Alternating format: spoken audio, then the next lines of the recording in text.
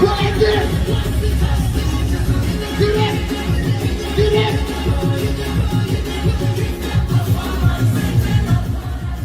Who ready to play bass? Who want in the air? What is this? Come in!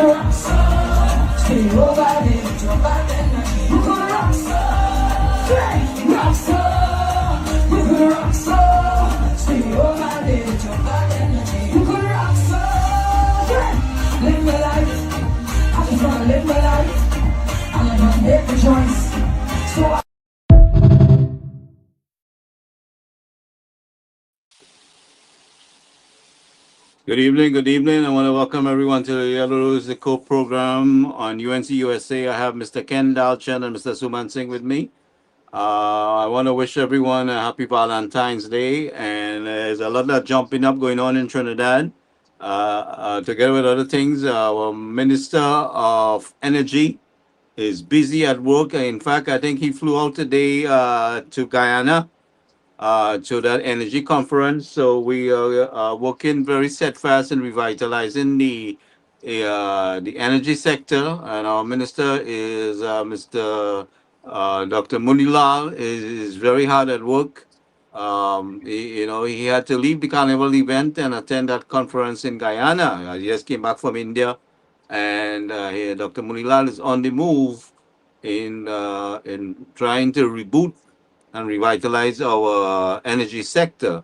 Gentlemen, welcome to the program, Mr. Singh. Yes, See the Captain Singh just joined us here too. So welcome, Captain Singh.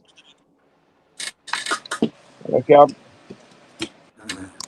So we see here. You gotta adjust your mic, Alvin. Yeah. So we see here Minister Alexander saying that there is no major adjustment to the crime plan. That basically he's telling us everything is under control. So we'll see how that plays out. Mr. Singh, Sumant, you want to go ahead there for a little bit? Yes, welcome to all our guests and happy Valentine's Day. Or enjoy all what is left of it for tonight as well. Yeah, Gary, seen this headline here, Alexander, no major adjustment to government and the crime plan ahead. Well, given, this weekend, we had a death of a family in Vancouver. I don't know if you all saw that. Lady was shot, and then the robbers shoot the gentleman in the house in Vancouver. To say that there are no major adjustment, there has to be adjustment, Gary, because Well, these types of he's crimes, talking about his the far as the government crime plan after the state of emergency. yes. So go So ahead. this is what is needed, because during the state of the emergency, the police had extraordinary powers. That powers no longer exist now. So you might find criminals coming out to play more. Yeah, but Mr. Singh, even with all that extra powers, these criminals were totally fearless. They were still, a Yes, couple things here and there. You see them; they were being very bold faced. So yes, we have to be to say to him forceful first. where there need to be forceful. Nice. I That mean, we is have seen some situation where we not needed to be forceful, but where right. the police needs to be forceful, they need to be forceful, and they That's need to be right. consistent with patrolling, because I mean, these criminals, they are totally fearless of the police, and they're going to show us. They're trying to show us, especially this UNC government. They want to show us that they're going to do what they want to do. Go ahead, Mr. Singh. Exactly the point. So that's why I'm saying the headline is either misleading to an extent. There has to be adjustment. They have to come out forcefully against these criminals. Not like the guys who they shot with their hands up in the car, Samaru and the girl there. Not those types of things. Go after the hardened criminals and be forceful against criminals like that. Not someone sitting in a car putting their hands up and you're still pumping lead in your tail. So that is the adjustment I'm talking about. They have to be more forceful in fighting the crime on the street, like what happened over this past weekend there. So I'm not too pleased with that headline. I hope it means something different, that maybe after the SOE has ended or after the carnival, there's nothing new coming on stream. I totally against that. I would like to see they really come on forcefully to make sure that the gains we achieved last year, the 256, murders less than normal. We don't want that to fritter away. And the same old come back this year. So they have to build on those gains. And how do you build on those gains? Sure, the SOE was part of it. And again, the Southern Command, the U.S. intervention in Venezuela was also part of it, and they happened to curb that narco side of, criminal activities. So we have to be forceful in that regard. So I don't know if you saw my suggestion to the group that, unless we have direct intervention in the Gulf, be it drones or Coast Guard or, some sort of organized mechanism to fight crime. These borders cannot remain porous again, because the same thing is going to happen. The U.S. presence is no longer that forceful in the Gulf right at this point in time. So these narco guys can start to act up again. And that could bring a whole new wave, which was literally subdued for the past couple of months. So in reading that headline, I hope that same old porous borders thing don't continue or reactivate itself. Yeah, so that's what was my concern with the crime scene. From the economic standpoint, I'm really confident with Dr. Munila's trip to Guyana to play or put Trinidad's position at the fore, because I'm seeing a lot of positives coming out of his recent trip to India from a number of reasons. One, he's engaging an Indian company, Indian Oil Company, to come and hopefully establish and resuscitate the Point-à-Pierre refinery. He's also banking on the approval, of the U.S. government licenses that their Shell and BP has gotten for exploration in Venezuela. In addition to our Dragon gas field project can also be reignited with the hope of, The OFAC license, yes. yeah, the offer license. But this was the Dragon Gas deal for BP to start to send oil, natural gas to Trinidad to be sold to the various companies in Point Lisas. So that's another option. A third option is that the Indian Oil has signed an agreement with the U.S. government to get Venezuela crude. Now, I don't think that makes much sense to send all that crude way to India to refine when we are just 7 miles off the coast. So, if the Indian Oil Company can come and resuscitate the refinery and have a source of getting that oil from Venezuela, they will naturally be sending it to our refinery right here in Point Epic to be refined.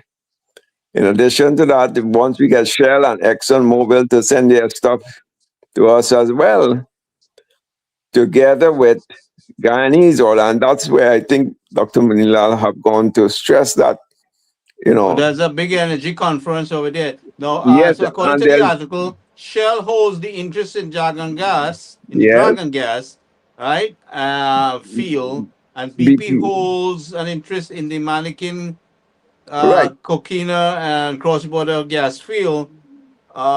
So this is what the article is saying here. Go ahead. Yes, but he is also mentioning that next month there's a conference in Suriname as well. So that's like a follow up to this one. Also looking at like things like supply chains and what have you. So we're looking at some sort of continuity in this thing, and if it materializes, what can happen is that Trinidad can be what's called in the sweet spot of things because Guyana don't have no major Yes, we are in the refinery. center of the action, Center of the action. we have leverage based on our experience, and we just have That's to right. revamp the refinery. We have That's the right. capability. But In fact, That's I was right. on a flight from Houston, and a couple of years ago, exchanging a flight there, and I met an engineer who said to me that he was going to Trinidad back and forth because we had developed a better way of refining the gas, Absolutely. and that technology also. I noticed that Nigeria at one point has our people out there. Um, And also Scotland. Also in I am Scotland. seeing Dr. Maraj here. Welcome, Dr. Maraj. Long time. well, how are So you? maybe Dr. Maraj could jump in a little bit on the economic side of things with you a little bit also. Yeah, Yeah. so by the way, Gary, as I mentioned to you, I'm the one who signed the contract for Continental to fly into Trinidad. Right, right. Continental, out of Houston. Houston via New York, Uh, yeah, to Port of Spain. What has happened is that we had people who may not know we had 150 oil companies or oil related companies out of Houston doing business in Point Lisa.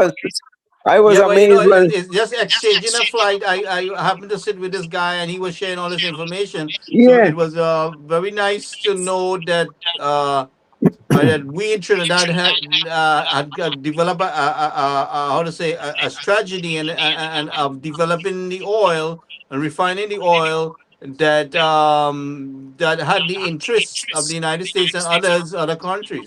Somebody has a well, background noise or something playing there. Mm. yeah. So as I said, we are in the sweet spot of things, and should this really materialize, I think that Trinidad can be the numero uno island in the Caribbean within a short time frame, within 4 to 5 years, once we can get the refinery up and going.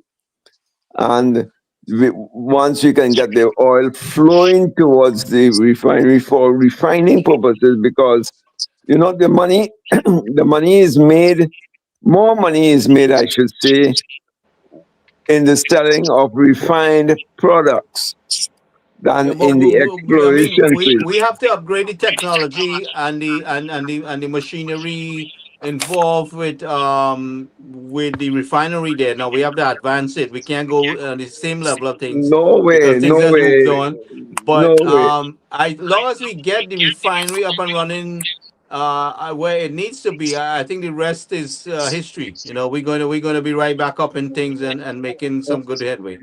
And That is correct. that's why the visit to Guyana to liaise with the oil ministers there, because it was a special invitation to Dr. Mulilal to attend, and also the follow up one in Suriname next month. What I guess they're doing is laying the groundwork, and should the Indian Oil Company, which already has 10 refineries in India. Gentlemen, Uh, hold on a second, Suman. I'm getting that feedback. So somebody has to mute until you're ready to speak. So keep your mic muted until you're ready to speak because I'm getting some feedback. Yeah, go ahead, Suman. all right, yeah. So once they can leverage that expertise to us with new technologies and so on, our source markets in Venezuela, Guyana, and Suriname is right in our back door. And once we can leverage that capacity to refine the production, the oil production, again, we in the sweetest spot of all. So this is my knowledge of the industry as it relates to the current economic you know situation there. Um, well, we all know this is Carnival weekend is an important time for freeing up, as they say. A lot of activities, a lot of fets going on. I think for the Hindu community, they have Shivratri is tomorrow into Monday, and Carnival Monday, Tuesday, and Wednesday. Come Wednesday is Lent, and all the people heading on to the beaches and so on for Wednesday cool down. So it's a pretty hectic period from all perspectives. Yeah, Ken, anything from you?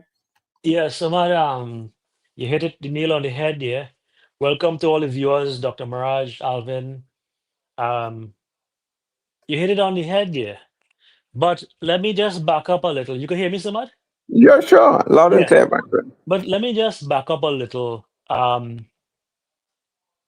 to really reflect on how we got here, right?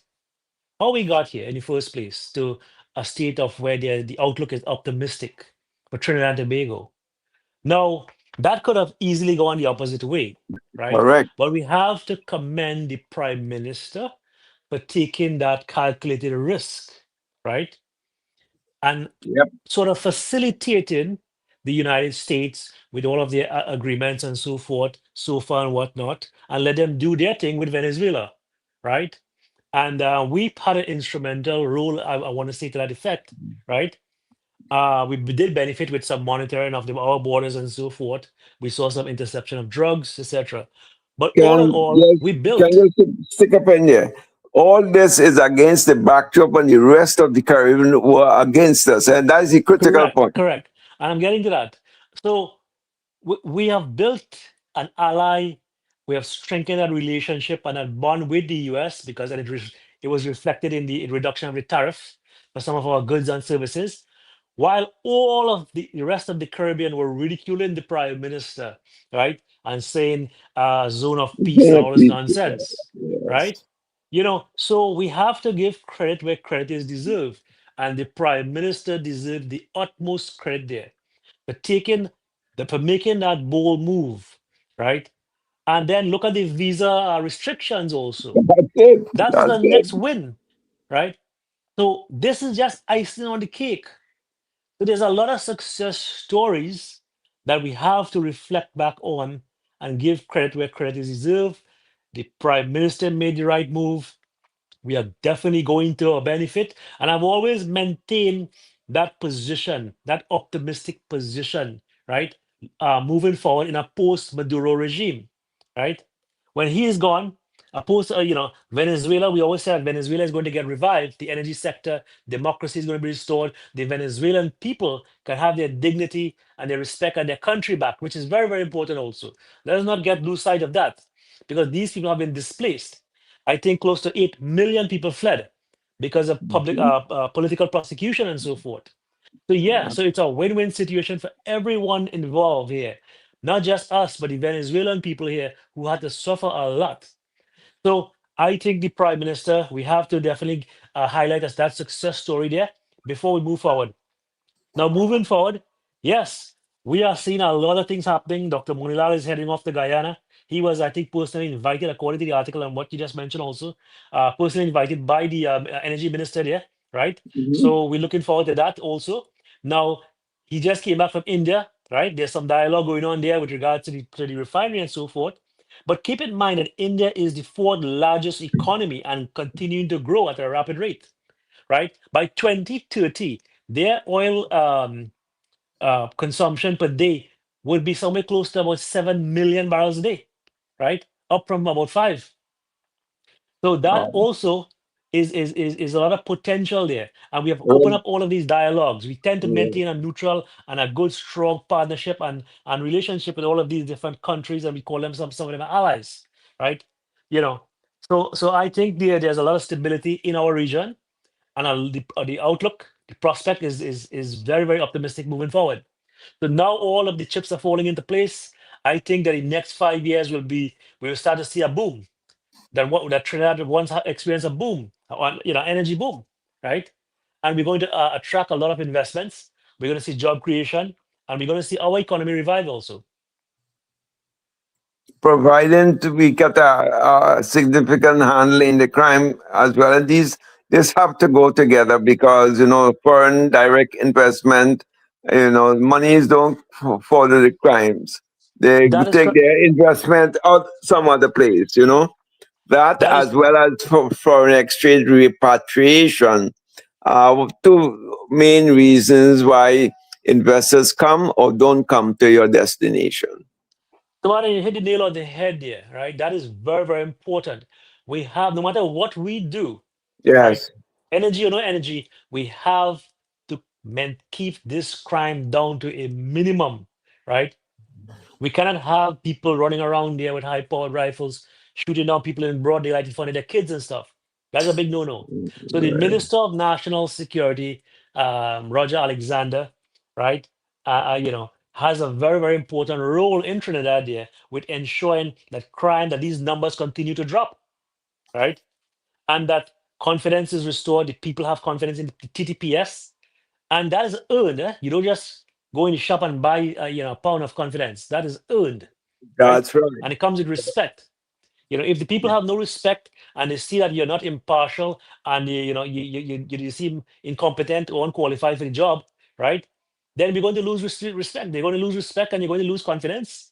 And if you see these numbers getting out of hand, then that is a problem. So Minister Alexander has a very, very important role, right, to ensure the crime continues to be suppressed at manageable levels, And right? I, I We have to get these guys with these illegal guns off the street.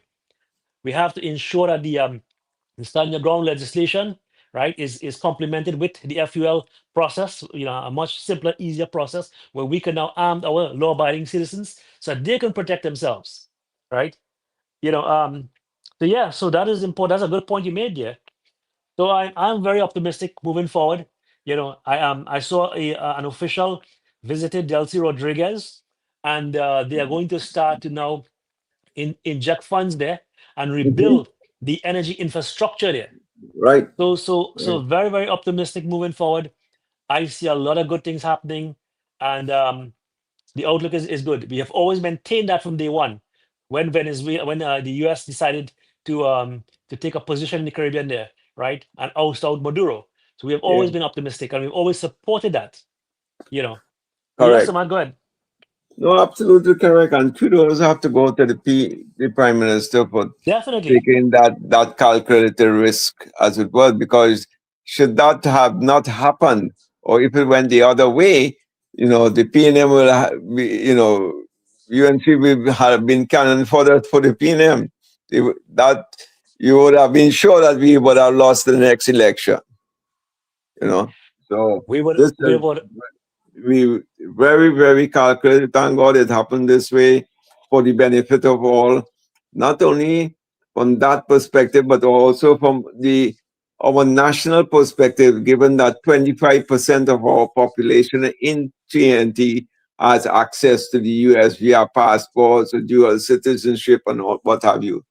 So 350,000 people were spared when compared to the rest of the Caribbean islands who were debarred from getting, U.S. visas. Yeah. So And all things taken together, it was definitely a good decision on the part of the Prime Minister, and she really needs to be given credit for these things.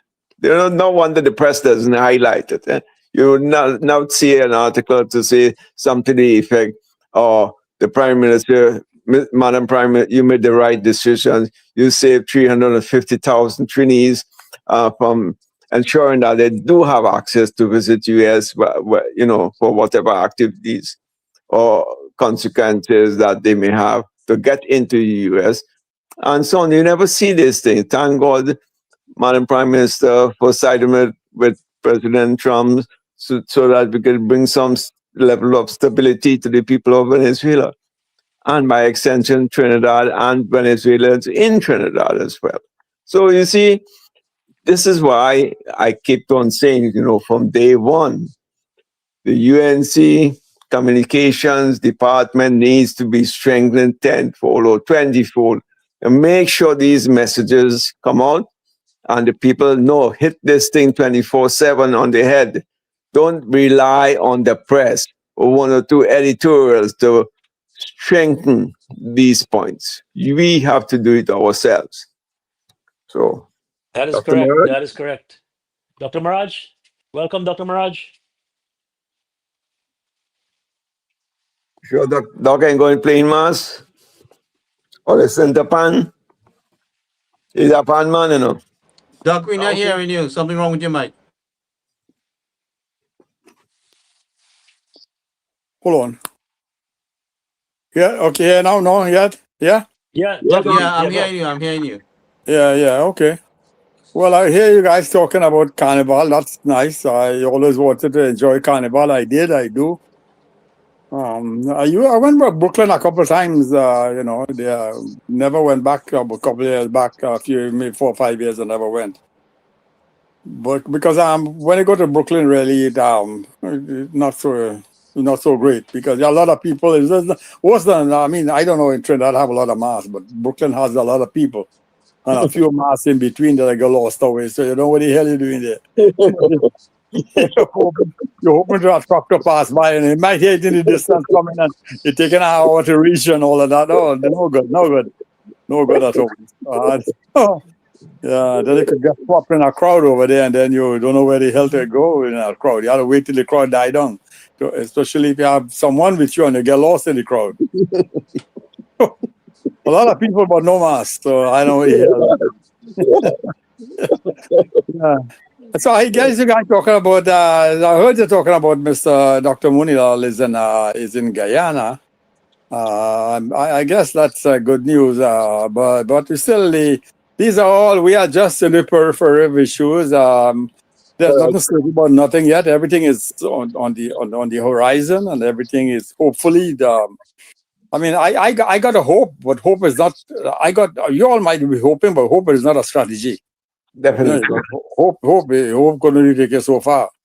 I noticed Dr. Ramrup this morning sent a nice little note about the way he's feeling about the world around him. He's uncertain, and then he said, "Let's enjoy." Yeah, he was good in the end. And I replied back to him to give him some words of where he is in the world as well. That things are not so great, but it could get great. But we have to do our part. No matter what happens in the future, you on this platform and those who are listening to us and those in Trinidad and everywhere else, where the diaspora is, we got to do our part wherever we are. We want the country to fare well.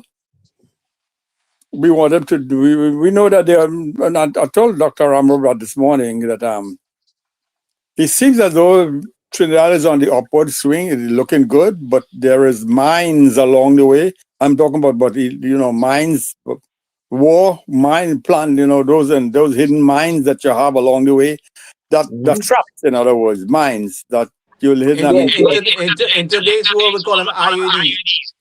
Yes, IED, right.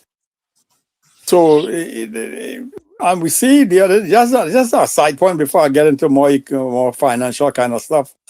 I noticed you all because the issue with one of our ministers who was having a good time, which is obvious, great.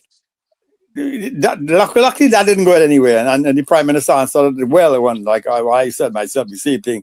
Go and enjoy yourself, minister. That's excellent. It's good to see that we, the UNC, is partaking in carnival and whatever way we can. And usually we take a couple of booze and we're really ready to fit, and that's pretty good. That's encouraging. That's a plus. That's a non-negative. So they could spin it however they want. That's a plus. So yes. So what I'm saying then is what you all are saying is that the future is there for the making. We noticed that some of you mentioned the OFAC license has been granted for Shell, and that's fine because you only need an OFAC license because there are still restrictions in terms of Venezuelan trading with the rest of the world. So you need that license, and therefore the other one that we need is the one that the Dragon fields. Yeah, well, it's still in operation, but the Venezuelan have not signed on to it as yet. So we hope that in due course that will come on stream and that they will sign on and we get that going, because that seems to be a lucrative one that we need to get going. So I guess by the time we're waiting for the Americans to get the act in order with the Venezuelans, we must be going back to talk, and I guess they know these things. They must be going back to speak with the Venezuelan Delcy Rodriguez and whoever again is in charge of because she had a problem with Trinidad with Carmela in particular. Now nothing with Trinidad maybe because of what happened recently. So she might be able to open up to give the okay to let that Dragon gas continue and because everything is in place. It's just a matter of to get the final document going. Let the Venezuela say yes, let's go ahead with it, because the Americans have the contrary already said yes up to whatever next month or April or whenever, and they will renew that license. Because right now that will be renewed by the Americans, and therefore they could continue with that, because that seems to be something that could get them off the road very quickly. Foreign exchange had a boost in the country, and they could get back to. Not that I told you already, I'm not happy about the foreign exchange business. I'm happy that the uses of the foreign exchange will be to the country so that they can get back on stream, because they need foreign exchange. You guys want the police to have these, I talked to you about that already. You want the police to have this armament that what do you call it again? The armament that they wear. The police and the all and that. Body cams, technology, they right? need vests and different things. Right, those kinds of paraphernalia that you need the police to have. I mean, I told you all the last time, even when you talk about your AI, I'm in favor of AI, but I start up, as soon as I talk about AI and talk about body cam, I think about foreign exchange. And then I think about transferring US dollars into foreign exchange. And then I see I have a problem, and then I stay quiet, because if we don't have a foreign exchange problem, then we could get into body cam and all the AI and all the stuff that we want.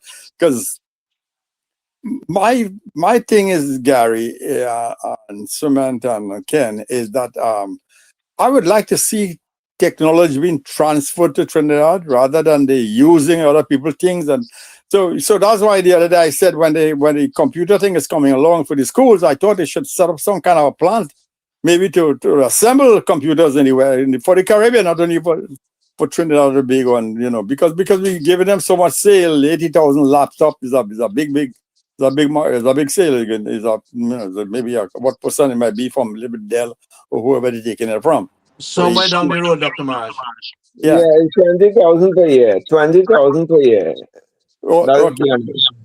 Right, and that's great. That's still a lot. 20 every year, So I was thinking we could put up some kind of assembly plan somewhere so we could share in the value added. So we could have some people employed in our. So those are my things. So if you have one, look, when this body cam thing began, I never followed it up until you all talked about it the other day. But that is old technology now, Doc. That is 25, 30 years now. Oh, no. 2020, I think it was 2002. It started in England. Yes. So it's more than 20 something years now that technology is around. But it was only, it was like they kind of, in those days they were just like how you put a torchlight on. They're like a headlight on your lamp, like like when you go to hunt, we have something. I have one like that here. You put it in your forehead and you put on it. That's the cam they had in England with the stuff. I know. Or a manual kind of thing, so it was a very clumsy kind of old, right? Because with the advent of AI and so on, and the phone, the cell phone, it became a big thing. And the American, right, and the American perfected it a little better where we have it now, because the Americans saw the uses in it. And now Trinidad and Tobago seen a big use from it, and therefore they will want to get into that. My thing is that because all the amount of thing that you need to back it up with, because you have to have a recording system, you have to somebody have to look at it when they get there. So it says, so it's a lot of back. 50% will be a cost that is going to have the backup system to ensure that the recording is done and we make use of the recording. And that is filed away somewhere so you can retrieve at some point in time. How many years you can give all those things need to be worked out. Correct. The whole system integration. Right. So all that is useful. And then the purpose of that really is it works both ways. It safeguards the police, also safeguard the population. And therefore, it's a plus in every way. My problem has always been that's a foreign history. I wish I could set up one in Trinidad. I don't know. This is not difficult things to do, it's about 8 countries in the world make them now. It started in England, America, Japan, Korea, India. Even India are making them now, making the cams. So it's nice to set up a plant locally, and we not only for Trinidad, but we'll encourage Barbados and we'll encourage Jamaica and the other islands and even Venezuela and for them to take these cams from us because we're producing them. I feel it's not a high technical thing to do. No, so it's a low tech field. That is a low tech field. That's my focus is on that. So yes, I for body cam, but can we assemble the damn thing locally? Can we make them locally? Can we assemble them? Doc is a small thing like 4 inch by 4 inch, not even so big. Yeah. Captures video and the conversation data. And the person you're interacting with, be it law enforcement or driver, so as the case may be, both persons will feel much more safer. Somebody's mic is creating an echo. The police not cursing you out, and you have no evidence to tell it in court or say that in court, because you know how rude some of these policemen can be. So in that way, the population will feel, well, yes, I'm being treated fairly. Why I ask a question, the policeman will respond, and so on. So some sort of professionalism comes into play. And that is what I want to see, so that it's not you say, I say when they reach the court. All right, guys, stand by and watch this video for a minute. Yeah, what you saying? I have 2 tickets. I'm listening to you. I have 2 tickets. This is my rights, I already told you. No, I'm listening. 15 days to contest it. 15 days to contest it. To pay. And how much days to pay it? 30 days to pay. Right, and why I'm getting the ticket for? Only just I ain't here. Why I getting the ticket for?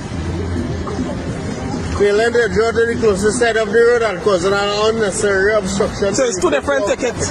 2 different tickets again. You check my tires and everything, right?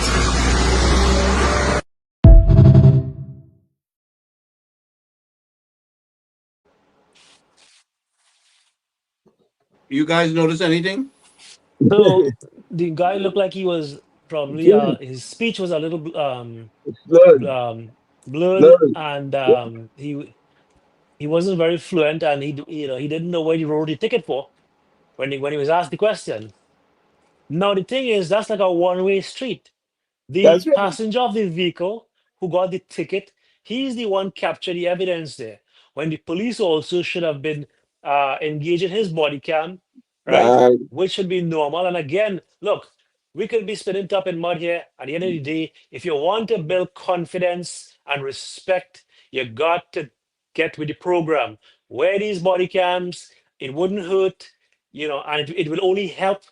But if you want to break the law, you wouldn't want to use it. If you want to be disrespectful and not courteous and not professional when you're executing your duty, you wouldn't want to incriminate yourself. And Right. that is my problem with it because I see it loud and clear there, right? All right, guys, Gary, all of us who live here will know when a police stop you anywhere on the highway or identify on the road or whatever, what's the first thing they ask you? Not driver's license and insurance. They take your driver's license, run it through their cam in the car, and tells you your report shows how many outstanding tickets you have, how much you have paid, how much traffic violations you have. That's the first thing. Look, here is it. A guy writing out that ticket. They know the driver has a license to drive. What? Does he have insurance? No. What? Well, is this a stolen car? What?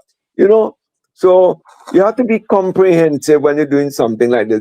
This guy, policeman, sounded drunk in my estimation.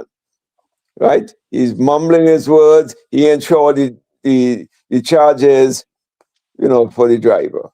So when you stop somebody, do a thorough check them on, swipe his driver's license and see if that license is valid or not. That's the first thing. Whether he has insurance or not. What about the plate, license plate? Then you start to go on, So it's total comprehensive, like a total investigation of that driver and the vehicle he's not to say, okay, you're obstructing traffic and that's a little road. That's a ticket for what? Suppose they have two or Yeah, but three other. my thing is, right? This officer, who's responsible for supervising he?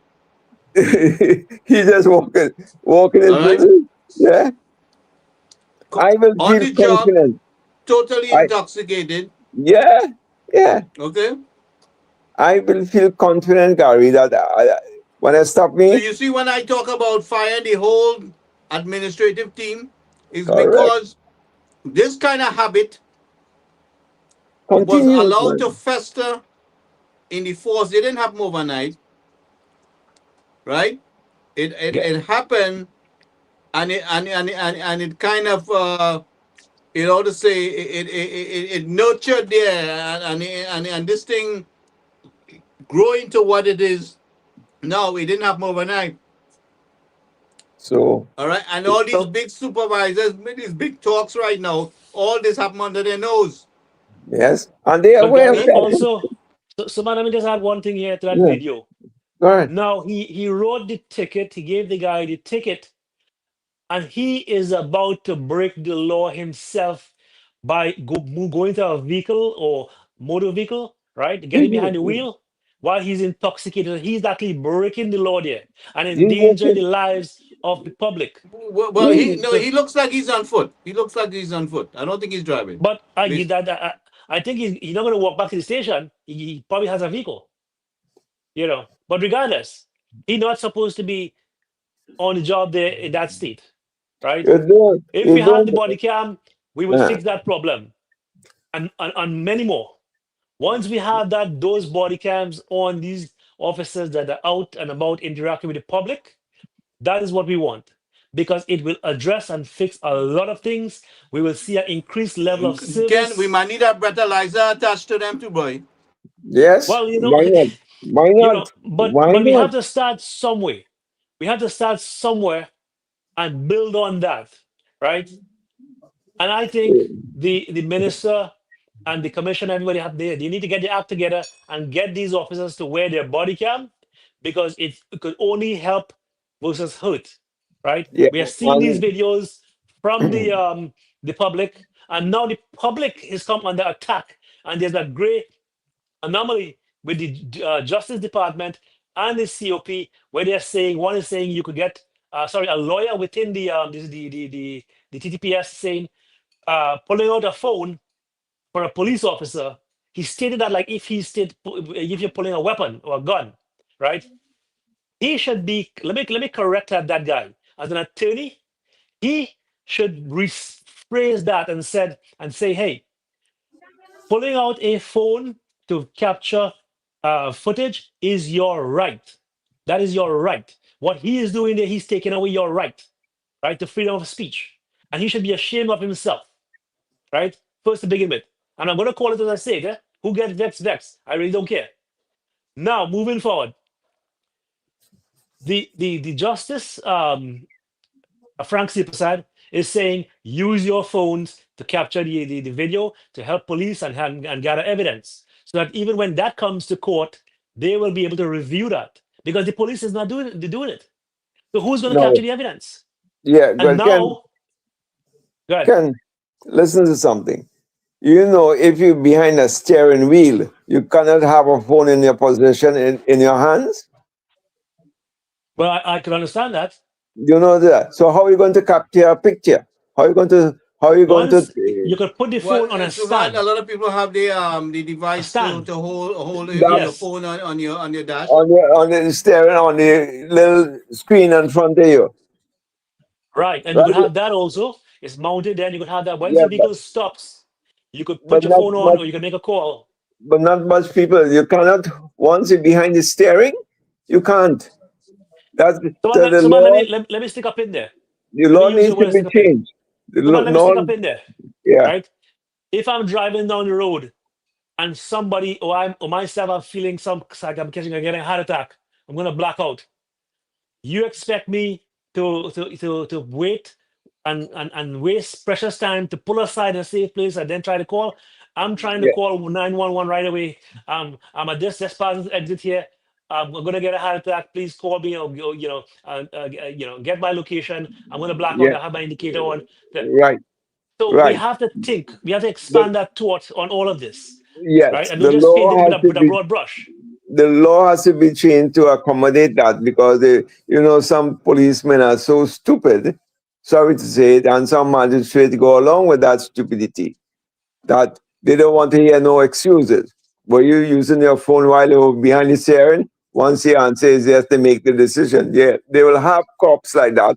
They will have magistrates like that. You know how Trinidad operates. So they have to amend the law to say that in case of an emergency, let me see your phone whether you call 911 or whatever the case might be. So you are exempted for emergency calls only. Now, Correct. when they tell Trinis for emergency calls or early, then they could say, well, they call in the boss. Boss, I reaching late to work today. So is that constitute an emergency? So there's clarity needs to be built into it. That is my point. So we have Mr. Thomas in the audience here asking. I want to welcome Nadira and Mr. B.T. Thomas. He has a question about if you're using the GPS. Now the device can be mounted on your dash, right? Or in your car, whether it's sometimes they use we use the vents, you know.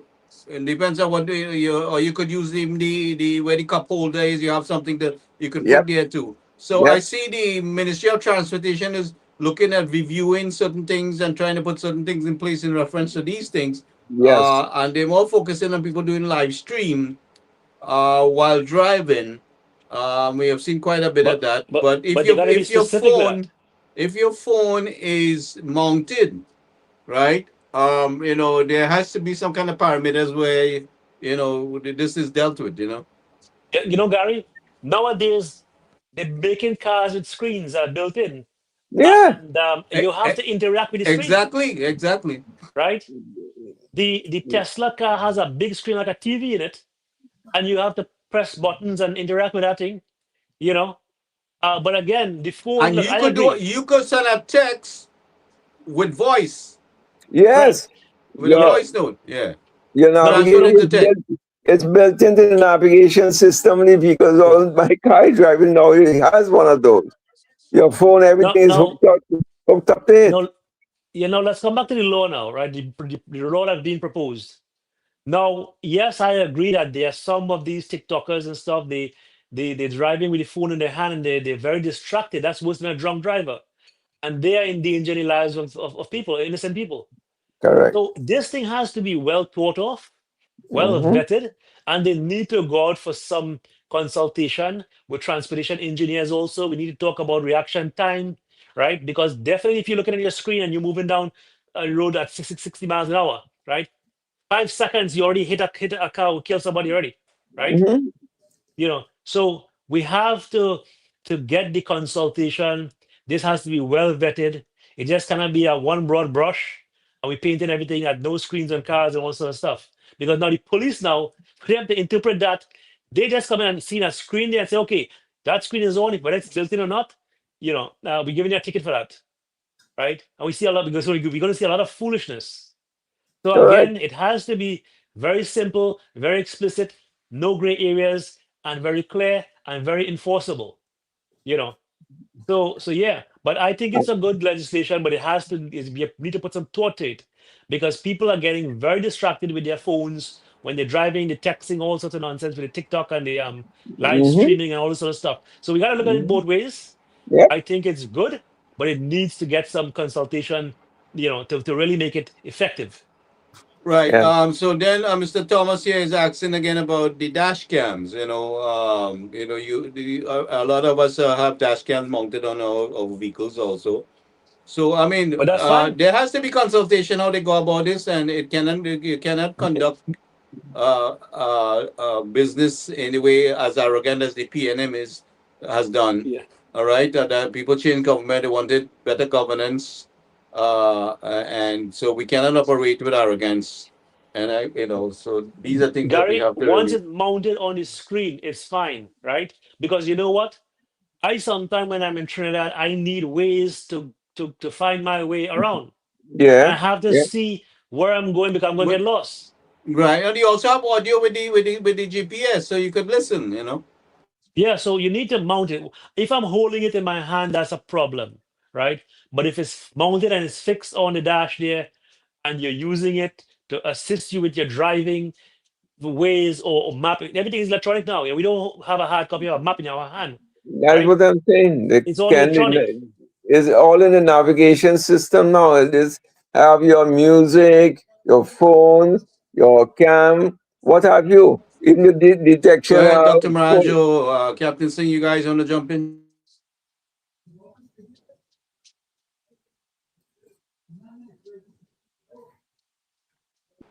I know, Suman. Yeah, Yeah. that's what I'm saying. So these these things are built in. These things are built in. You no longer need to have your phone. Almost all cars now are Suman, coming down your with mic, the your mic is active. yeah. Check your mic. Yeah. Well, good. I hear you. All right. Can also check your mic because it's causing us feedback throughout the system. Yeah, you hearing better now? Suman, Hello? try now. Yes, hello? Yeah, I hear you, Sumad. All right, no echo this time. No echo. Good. Yeah, what I'm saying, almost all cars coming home with this new navigation system where you don't really need no phone to be holding in your hands and thing again. Everything electronically, voice activated, and so on. So you can see where you're going.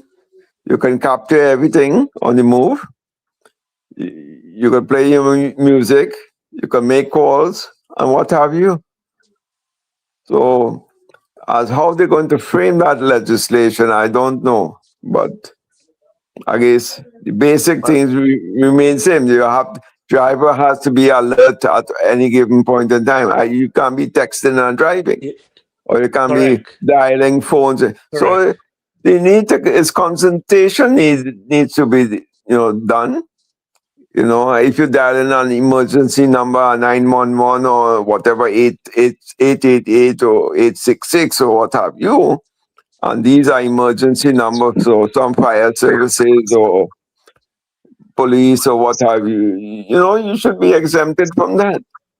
But also, if your hands, are you using where devices that you don't have to hold device and then the device is mounted and you carrying on a conversation, chatting with somebody. I mean, this is the world today. Long as you are Yes, focused and you're not yes, driving reckless yes. and you're not staring at the device, that should be allowed. That's right. That's right. Especially So when I, you do, have, I I hope that we don't go in a direction where we get really stupid with these laws that we're trying to draft. yeah, yeah. At the end, it must be good law. Good law we need for the benefit and safety of everybody because once you're on the road, safety is the paramount consideration. So, Suman, we still get an echo there. Yeah, you're giving us echoes still, Suman. well, I'm hearing you all in all. But what you were saying is quite right. Even with Ken too, I'm getting an echo. Yeah, I turn So off somebody's my triggering the echo.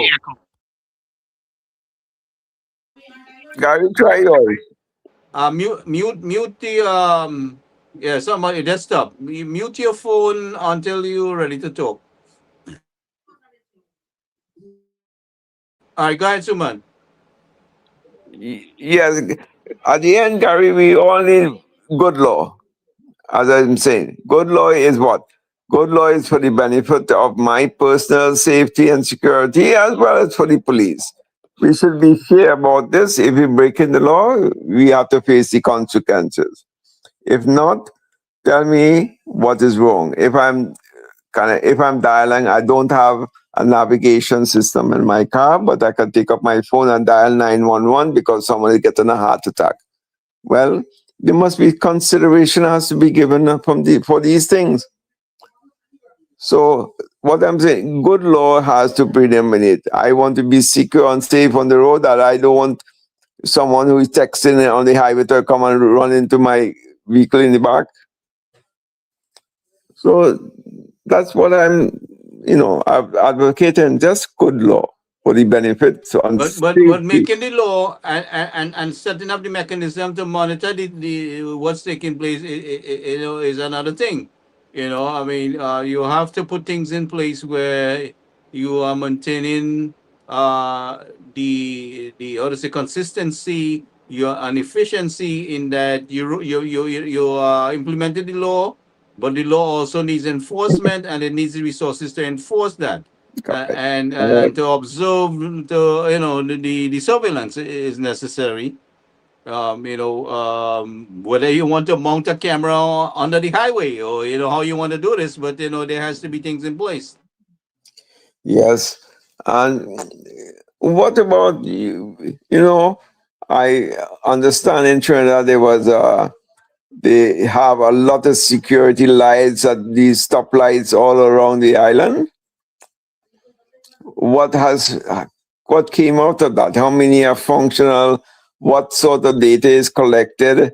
How many people have been prosecuted? Because my understanding is that these lights were mounted basically on top of the street lights, and they were capable of reading your VIN number, the VIN number, which is a chassis number, or the engine number, as the case may be, and tickets would have been sent to your home address. So that system, what happened with that at all? How many of those cameras are still in effect, or how many are working? How many people have received tickets, or how many people have paid these tickets, or people are ignoring these things? So you see, is the supervision, Gary, quite rightly what you're saying, the supervision and enforcement of these things becomes problematic. So we have to find solutions to these things. Yeah? To find solutions to these things. Definitely, Yeah, Suman. I've We got a have good to. point. Rodney Smith is asking about, can somebody explain the voice command? I mean, a lot of our devices. Oh, what my system, my navigation system has in I my mean, a lot own of our way. devices are so advanced that you could speak into it and you get a text. This You could is say what, call this one, call that one, and correct. That's it. it's That's it. activated. And if something it's even installed in people's cars today with the new Yeah. technology. Gary, Yeah. I think call Gary in my car and it dials Gary right away. I don't know, something is wrong with your. I'm not hearing you, breaking up. you hear me, Gary? Here. Yeah. Suman, you hear me? Okay, I'm I'm hearing you hearing. now. What about this new technology with those self-driving cars or full self-driving cars, I don't That think we're ready for that in Trinidad. right? Where the guy, let's say the man is sleeping behind the wheel, and the police pulls him over, and he's still asleep. How would a Ken. police officer deal with that? Well, Ken. I don't Suma, think that's you the should. I reality. don't think you should take it to that extent in a self-driving car where you go totally to sleep, because mechanical failures can take place. So you want to remain engaged to take over Well, in case there something went right, wrong. But but Gary, they have this robo taxi coming out. They're testing it, Oh and they yeah, have the what do you call that thing again? Somebody, the one the Waymo, it's called way more, Waymo, way more, way Waymo, more. right? Yeah, Nobody's driving that vehicle. You put it up in your app, and it comes and pick you up from the hotel, and you're sitting it, and it just takes you where you want, to your destination, yeah. And right? I passed on at the intersection this evening here, and I was looking at this. It had like a filling span or like a radar on the hood. Yeah, Yeah, and in the four corners, like your windscreen or the back of the vehicle, there are like four eyes in it. Understand those are radars because when I was doing my AI on self-driving vehicles, this is what they was using a number of what's called ASA radars, and yeah. it detects motion for like somebody crossing at the crossing, and it also detects the traffic lights and the left turn and right turn and what have you. But my question about all these things is that what happens when that fails, that radar fails and it accidentally plows into your vehicle when you are correct, or it plows into some school children? What happens? Who is liable? And if you know American law, you would see that, hey, the company who makes that, let's say the Tesla, just as an example, not to ridicule Tesla in any way, but if that happens in a Tesla, Tesla is going to say, hey, you know what? I import those radios from Germany. So you got to sue Germany. Don't sue me, Tesla. I'm not the owner of that piece of equipment. So this thing drags on, and which jurisdiction, legal jurisdiction. So that's the big thing with AI. When you do AI and ethics, you learn these concepts. Well, who is responsible for a non-driver, like a driverless vehicle, getting into an accident or breaking some rule because of a non-functional component in the vehicle? So these things have not been adjudicated in legislation as yet. So Well, Suma, that's where we have to revise and amend and make the provisions for yeah, all these new yeah. technologies as the And technology comes out, and we also have to do we some have a lot future of roads planning. to build yet before we get to that point, gentlemen. You know, but we also have to think about have to plan for the future, right? yeah, We that's the can't way. live in the dinosaur ages if we're dealing with AI and our kids in Trinidad using AI app and stuff. I mean, the Can technology is right around the corner. You know, you um, We're know still trying to deal with potholes yet. you yeah. know a lot of these trucks, groceries, like Publix and so on, have driverless trucks that travel around now, and I'd be scared to be driving alongside one of those. No drivers in it. They're speeding down, the highways, and you seeing these things, and yeah, I'm getting scared. I'm really feeling scared that this thing will cross the lane. How does it overtake? All these things coming up in your mind. How far you should stay behind one, or skip 2 lanes on the right hand side or the left hand side away from these trucks. No Well, drivers in it, and yeah, these are that, I massive mean, trucks. but yeah, You- definitely, definitely. if you know But the public the trucks, these public trucks that transport produce and so on. These are like long, big, huge trucks blazing yeah, along the I-95 or the turnpike, and you have to be driving in close proximity of these vehicles. Samad, we can't stop innovation, right? That's what, And I've always said we need in Trinidad and Tobago, we need to respect and to drive innovation. That is one thing I will always vote for. It is important that we inspire the next generation of innovators and scientists and engineers. Because there's so, look, nothing is perfect in the world, and there's always room for improvement, right? Mhm. And with that, keeping that in mind, that will spark innovation there. There's a better way to do it.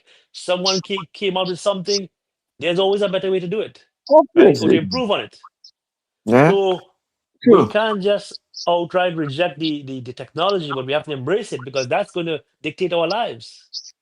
Yeah, So but exactly what after you all meander all over the place, that's exactly what the point I was making when you all went all about.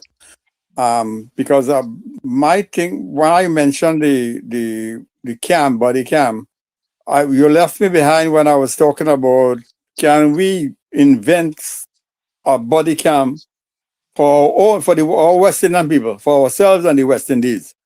Can we use that simple technology? Because that's what we heard the last time when Gary showed you all. And I guess public policy, I'll allow you all to continue because I guess your public policy is important, crime and those kinds of things. Because there's no sense I'm going to tell you what I'm going to tell you, and the country is unsafe. There's no sense, as again, as just mentioned, in the innovative capability of your local population to go into the field and generate new technology, and even using adaptive technology, if not new, adaptive technology, streamlined technology to suit your conditions. And that is my really point I was making all along, really, when you all went off into the show, when Gary showed you somebody who's trying to get a ticket or whatever crap that is. So the point that innovative capabilities is what I'm referring to. For example, if the other day I mentioned, you all were mentioning about having you're going to, I think Dr. Ramar was mentioning, you're going up to Maracas on the way and there's no place to pee if you want to pee. So I was that's what the Johns are for. You develop somebody come up with the idea about Johns that people have to need to pee in places where there's no latrine and no this and no that. They have Johns. I think that's what you call it, right? Johns. Doc, you already have adaptive technology in that field, you know. The bush. Right. So you do it. You both because they have people. So what I'm saying is that it may not be feasible. Maybe not be able to break even. But it worth the while at least putting on the drawing board to see is there a feasibility to do such a thing.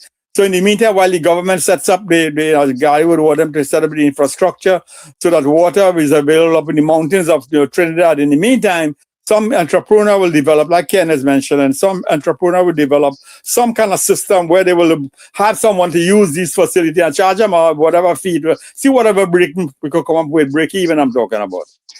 So you cannot be a great nation.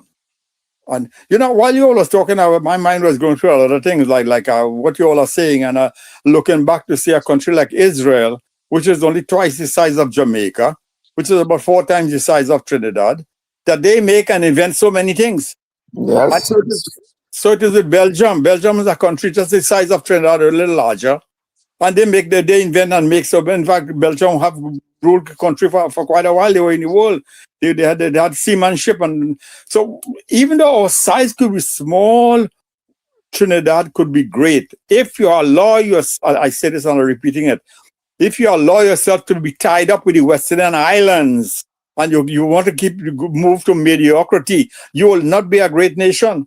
You have to be great and then bring the islands with you. The islands must recognize that what you're doing. So if you could use your resource, and Trinidad have the capability, they have very educated people, they have smart people, they have a lot in them, they're studying the wrong kind of degrees, they're doing the wrong, and they are afraid to take risk. You have to be a risk taker. You don't learn risk, but you have to learn it by seeing your forefathers do it. Somebody will start doing it and see it lucrative.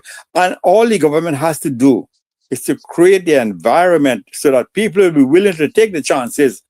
And if you make money, make the risk, the government could share the risk in terms of seed money to have startup money. The startups are so low in Trinidad. They are not much startups. They're very low, and the innovative capabilities are very look.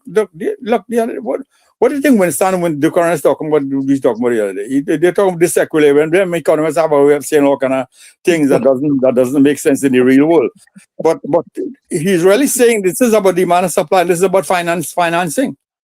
So if your economy in disequilibrium, you have to easy to get back in disequilibrium. But why didn't he say how to do it? What he said? No, that's my point, because they have a lot of theory, but when put it in reality, exactly, Doc. That is exactly the heart of the question. All these economists, all these these lecturers who went into politics. Something's going with your mic, like you're going away, or you're using something that's going away. Really? Okay. Yeah. Me? How is it? Yeah, I was losing half of what you were saying there. So no. Me, okay. Right? I agree. Yeah. So come back and say what you were saying. I'm agreeing with Dr. Maharaj, because a lot of these. Talking there, because I hear some Muslim in the background. No, there's no one here. So Dr. Maharaj, finish what you were saying. For him to talk. Go ahead. Okay, I now open back. Okay. Yeah, because I'm in and out, kind of because the muting is muting because you said noise is coming. I don't know where it's coming. I have no noise around by me, but I don't know where it's coming from.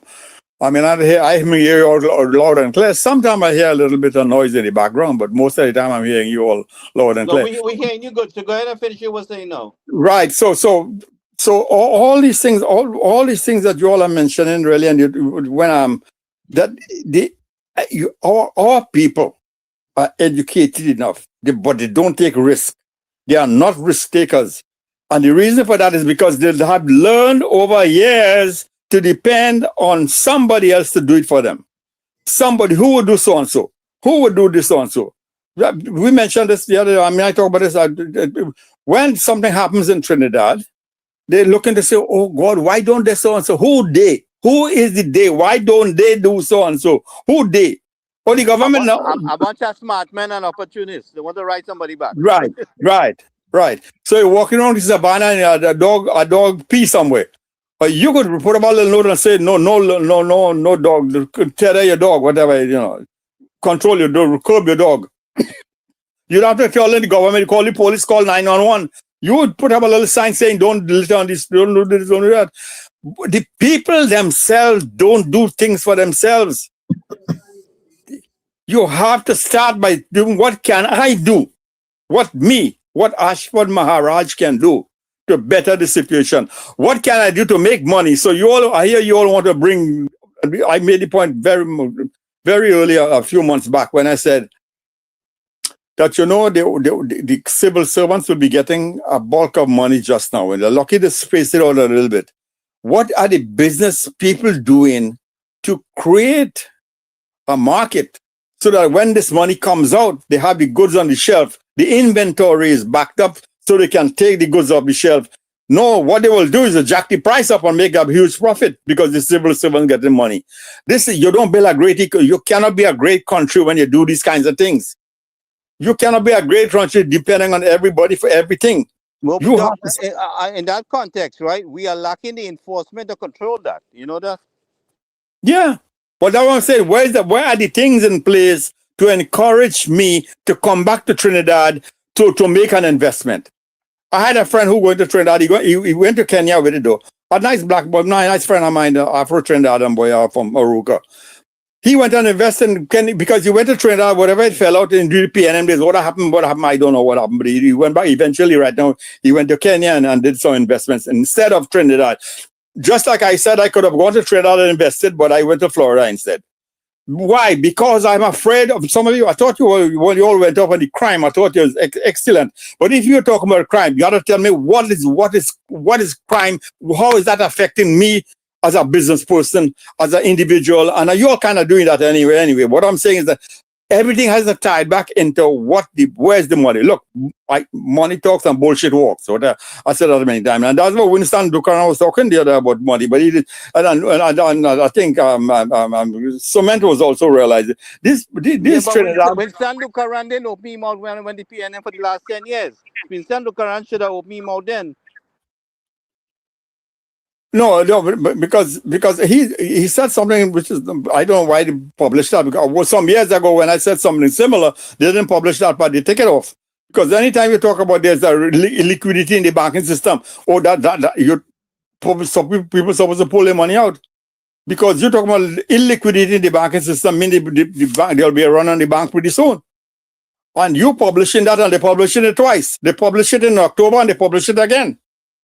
That tells you that the kind of people, that tell you where the interests of the publishers are. Is either they're not aware of what they're doing, or they don't care, they want the government to fall.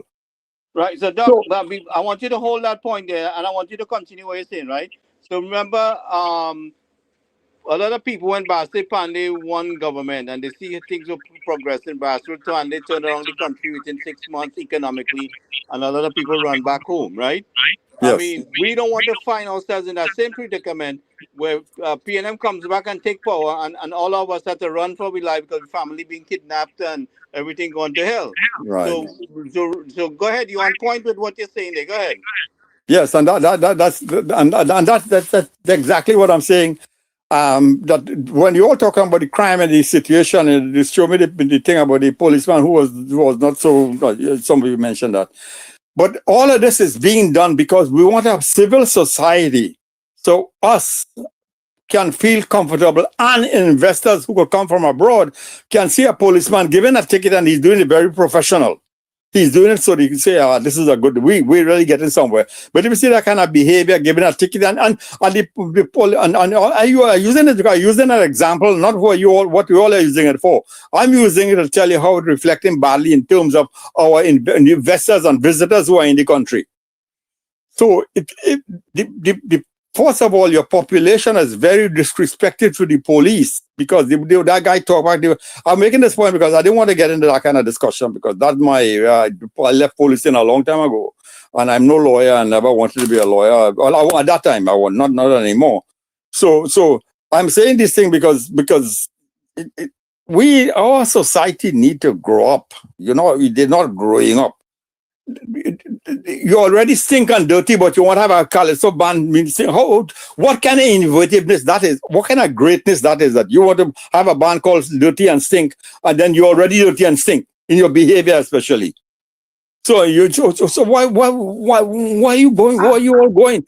And you could see that. Let me just say this last. I could talk, Gary. I could talk too long. So let me cut it short. No. Listen to me. Like I always tell you, I'll give you all the time we had to say. We could start all here one day, but go ahead. All right, let me just make this point. Let me just make this. I want to stay on the business point because really that will take a long time to continue because I want to continue with that. So every time you all, let me stay on it for a little longer then, because I'm going to tell you somebody, Michelle Benjamin, but I'll come to her in a minute. Everything we all are doing is to facilitate and gravitate to your people must be innovative, and that's more reflected to be a great nation. You have to come out of the West Indies to be a great West Indian. You have to come out of the West Indies to go back into the West Indies. You cannot be great by being stink and dirty. You have to be great by coming out of this stink and dirty and go back to this stink and dirty and tell them this is how we're going to do it. So all these things that are happening in this thing, and when you all talk about we don't have to invent the wheel already, because the other day I gave you statistics, and I think I said there were statistics that show that the AI gap is widening, and we have to be, and Trinidad must come out of the West Indies to be great. Because if they hook up in the West Indies like the PNM want to do, you are not going to be great. The West Indies cannot be great unless people like us, and that is why I think that we need the foreign exchange. Because that you have to use, I only need the foreign exchange for one reason, that I could excel and I could diversify my economy. So once I get that foreign exchange, no more oil and gas to depend on anymore, because they use this to gravitate out of it. And that is what Guyana is doing. I hope this gets success in that, because they're really moving in that direction to diversify the economy away from oil, because oil will be there. How long? Maybe they already know it's about 20 years and how much more you'll get, and they could know it after 20 years. 20 years will finish in like 20 days. Pretty quick, your children grow up and 20 years is gone. So we in Trinidad never really look to the future. All is God is a Trini. We'll get more oil wealth recent and in due course. So let's drink. Those are my, I told you the other day. Those are my thing. Drunken sailor economics. That is the economy that Trinidad operate under. You drink, enjoy yourself, drink fast. Look at what a bribe. Look. The Auditor General came up and said that the balance sheet is out of balance. Why we stand and talk about that? Okay, the balance sheet out of balance because money is missing, and so the left-hand side of the balance sheet not equal to the right-hand side. $2.5 billion is missing, so you couldn't. So the woman said, well, all you had to find is money because it's not missing. What happened with that? Nothing. Some of you saying there's investigation going on, which is good. But I care about balancing back the economy in terms of the balance sheet. So having a strong balance sheet is what you start with, and the economy has to look at the balance sheet. Because I thought Winston was going on that road, but you're not going on that road. You have to look at the balance sheet. You look at the balance sheet of the central bank. Okay. And you tell me that they have a liquidity problem in central bank. You setting up the country to fail.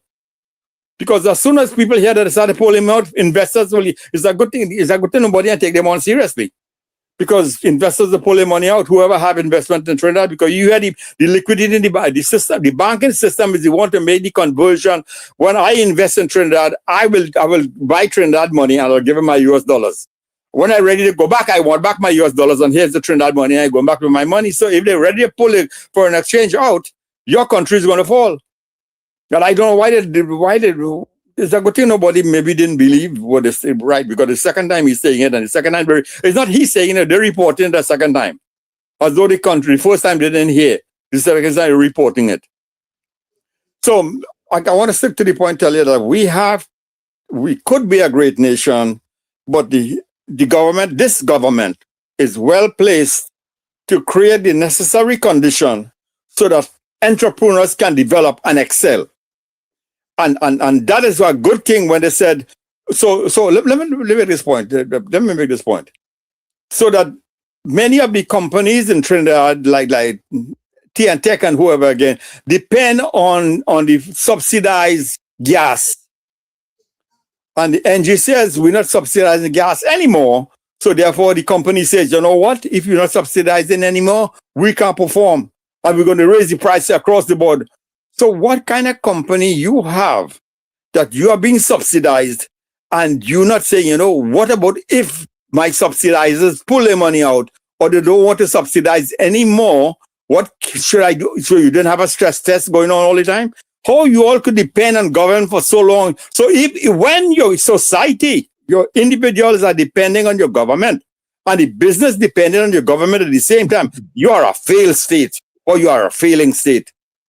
You cannot have, they should have the marbles in place so that when the government pull the subsidy out, they can stand on their own 2 feet. Did you work a model like that? No, what you're saying is that if the government pulls 10 million out, that 10 million has to be paid for by the subscribers. What kind of entrepreneurs you all are that you don't have a elasticity in your demand so that you could share the responsibility? What kind of business you all are running? And you know, our business people in Trinidad, they are these merchandisers. Some of the companies that they had in Point Lisa, they never made it. They didn't make it because they lacked that spirit. How do you really take a penny and make 25 cents from it? How do you plant a seed and grow? And you could talk literally also. How could you plant a seed and grow? So I could continue. Let me say the last thing because I could come back to you if you want to hear more. So let me just say something about the Benjamin, the Prime Minister of Culture. And I told you all in the very beginning, a few months back, when I said, this girl, watch out for this girl. She's going to do great things. And I think I'm right. up to so far, and I think I'll continue to be right, by thinking that she really has it all spent. And again, they're spending the money, but they're trying to, they're looking, this government is spending money, but they're looking to see what are they getting in return for it. The money is very well invested. It's very well That's invested. right. Go ahead. Go ahead. That's right. What am I? So it's nothing wrong giving your money to the population, but look back and say, okay, what are we getting for this? Okay, we have favor, we have a free show. Okay, a free show. Understand? People have to shell their money in the pocket. So the government is giving a free show, therefore the government pay for it. Okay, that's where your money goes. We want to account for every dollar. Even though it might be, it may not be a marginal return that you should get, but it is getting a return. At least you know where it is going, and you can account for the dollar. And that is the beginning of a great society. You have to account for every penny. That's why I went back to tell you that the Attorney General, the Auditor General saw the missing $2.5 billion, and they're still looking for it. I think they find it, that I understand that is why they have the Attorney General and other people involved. But they're finding some, but they haven't found out yet. Eventually, I think they'll come up with a report on what they're finding, what really happened. But that money, so your balance sheet wasn't in balance. And therefore, the balance sheet not in balance, something is wrong is happening. It is supposed to balance. In theory and in practice, it has to balance.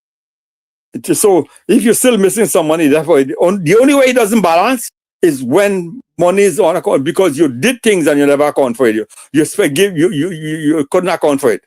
That is when it doesn't balance. And so all these things they're talking about, our country cannot be great if we don't get our business people doing things locally and growing the economy. Because you learn to depend on government. You depend on government is not the best way. Do you have a market economy or not? If you have a market economy, then when a demand comes up, like I'm saying that instead of importing this body cam, you need this 800 they have. They need 5 times that amount. They'll need that 8 because this thing are going to grow bad at some point. They wouldn't be working. Police, Trinidad will take care of things very much. It might break quickly. You might have a lot of. You need spare parts. You'll have a big market for this cam business, and you could expand it to the West Indies. So I am saying that you could use the technology and modify it and make them locally, and it's not expensive. And I think I was saying that when you all went off to talk about the policeman who given a ticket, wherever it was. So I want to leave you all to ramble. And let me just say this thing about the present government. The other day I told you all that they got to watch it carefully, and because they have all these mines, I think IED, Gary called it IED along the way. And they'll keep on setting it, and they have the press still supporting them. After these couple of years are over, and people get used to the fact that this is the way things are, it might be easier for the UNC to carry on maybe more than 5 years. Because right now they're still fighting them back as though we know accustomed with it doing so, and why you come and do it so, and why not we go back to the URP because we like we URP, and you come and change your URP. We have a couple of calypsos came against the URP thing and in favor of the URP. Well, I understand they will do that because that would sell money, so that's fine. So I want to stop here because this is carnival, and I just want to make the point that really this Benjamin minister is excellent. She's great. She came out of she's from Moruga. I mean, I know about Moruga. And I think I didn't say Mary's where she's from, but she is excellent, and she's doing a good job. And even though she's a real practical, down to earth kind of person, and she might be able to get that. She's in the right field for the right position. So and they mustn't get swell-headed. Gary, just last thing. They must not get swell-headed because a lot of the ministers will get swell-headed later on when they know they're doing a really good job and everybody gets to like them and they become indispensable. Is then you go see them created. Then you go see real trouble with some of them. Hope that doesn't happen. I hope that does not happen. Go ahead, Harry. Sorry. Yeah, so the PNM wasn't balancing; it was balancing. But prepare yourself. We could go at it tomorrow night. So prepare yourself for economic discussion. Now I want to bring some things. We're going back to the crime for a little bit. So I just want to show something here, a few things, and then we will continue. No, yeah, I think I had enough for tonight. I'll give you all tonight. I will listen only. All Go right, ahead. then. Well, prepare yourself for tomorrow night. Okay. I don't let us try. Say, Mommy, I wish I could travel for my.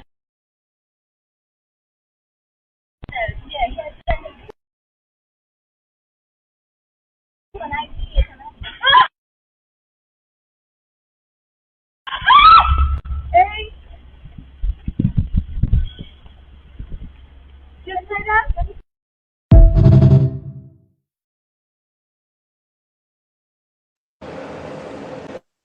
You guys saw that, right?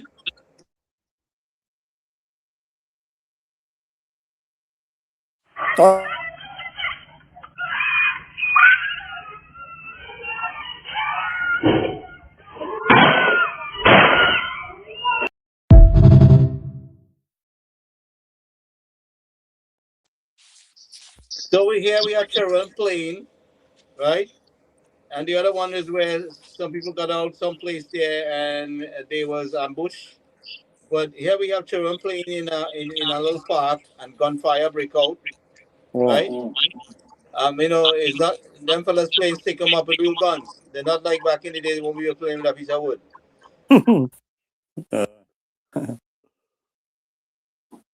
I saw them running. Where in Trinidad that was? You know? Do you know? I think we posted the article. I have to look back and see exactly where it That was. is in Cuba somewhere there. Oh Lord! Wow. No, but everywhere. No, And they get a handle on that. You know, they really this. You all mentioned about crime law a while ago. That is, I cannot. I'm while I'm going to participate in those things, but you know, no. You have something. I don't know what could be done, but something has to be done. What's something else here? What's something else?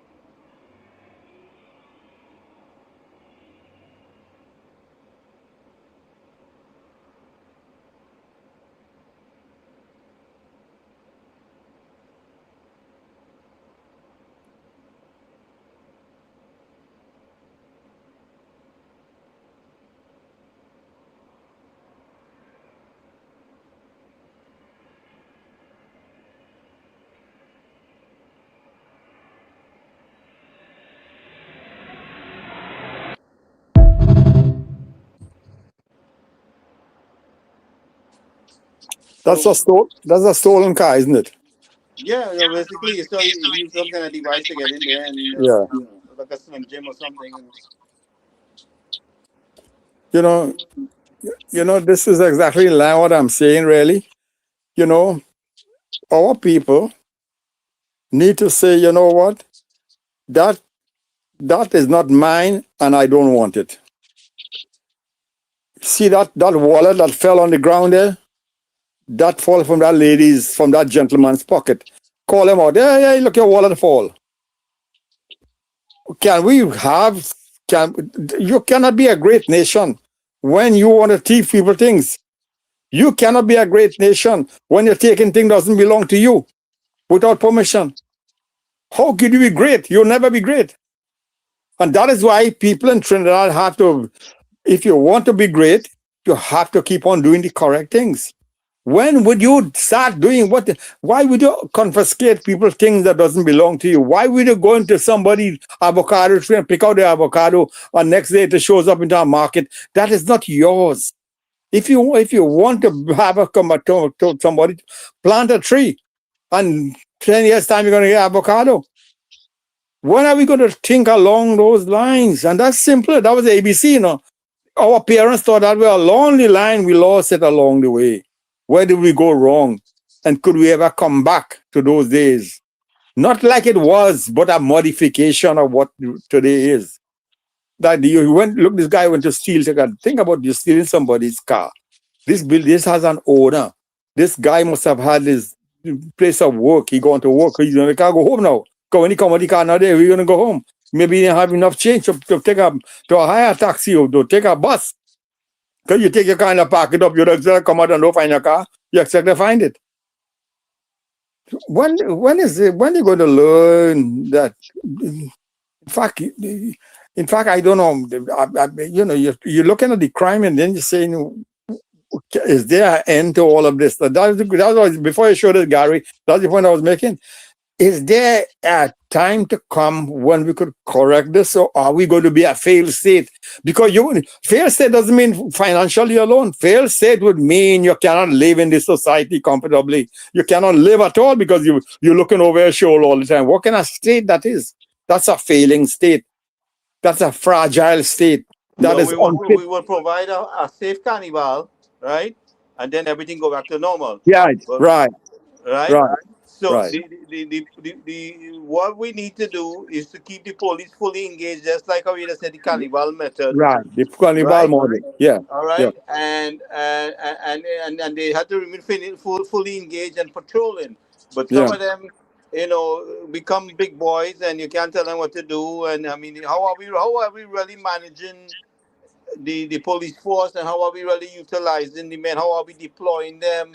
Are we putting 20 guys in one place and then 15 crimes happening in another direction?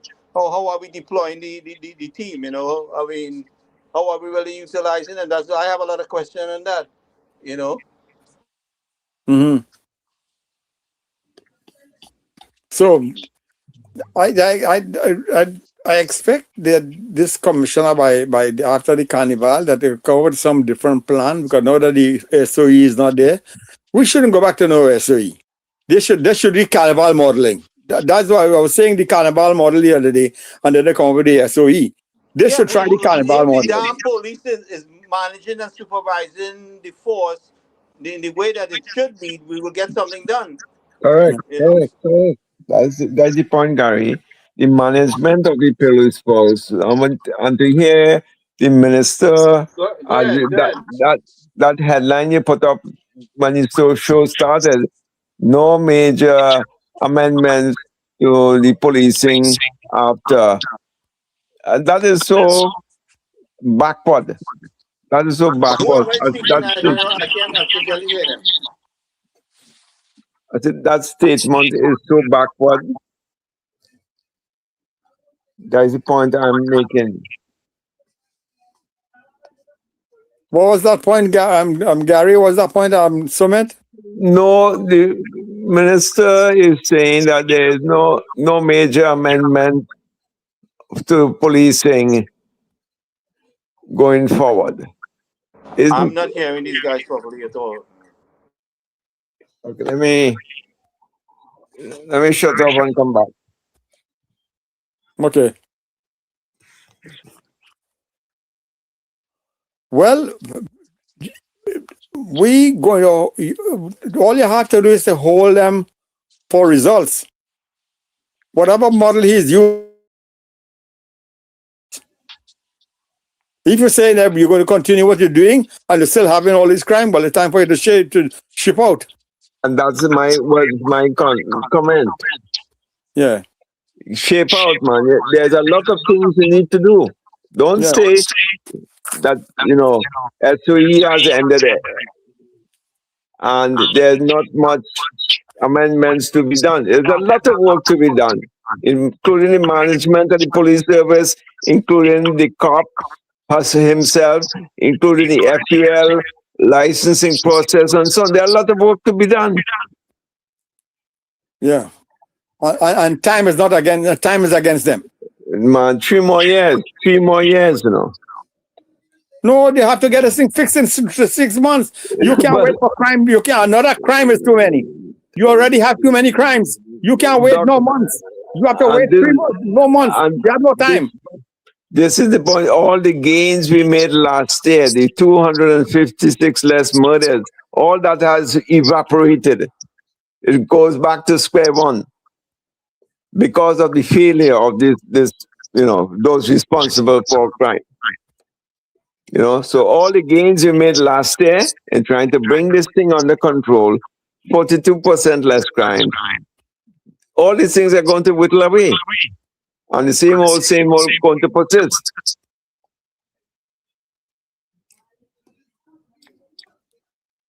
Hello? No. I told you all the other day. The minister came out the bowels of the service. What the hell you expect? No.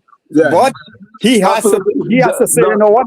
Like I'm saying, I came out of the police system, but I'm anti-police. I am not the same. Doc, look at the headline. Look at this headline Gary put up. Look at this headline. No government, no more adjustment to government anti-crime plan ahead. What nonsense is that? That is why. So that answers the question. That is why you're saying there's no the murder went back up. Because if you're saying there's no change, then the murder will continue. Exactly the point. So that's a stupid statement there. Or headline or whatever. And even the 40% fall last year is too less. You had to be 40% this year again, and then you're going in the right direction. Now we're talking. That's my point. Exactly my point. Yeah, so we don't want the gains you made last year against crime to fall back to the original state. You want to go forward to make sure it's reduced again by a certain amount this year. Yeah, so that's why we need to measure the results. We need to analyze guys, data. I'm not hearing how Suman mic is working. I'm not hearing him at all. I'm not hearing what he's saying at all. Somebody, you can hear me? Yes, I hear you, Gary. So we need to evaluate the results and the data and have some system to measure it. And if it's not projected, right, to where our goals are aligned or we're deviating, then obviously we have to revise.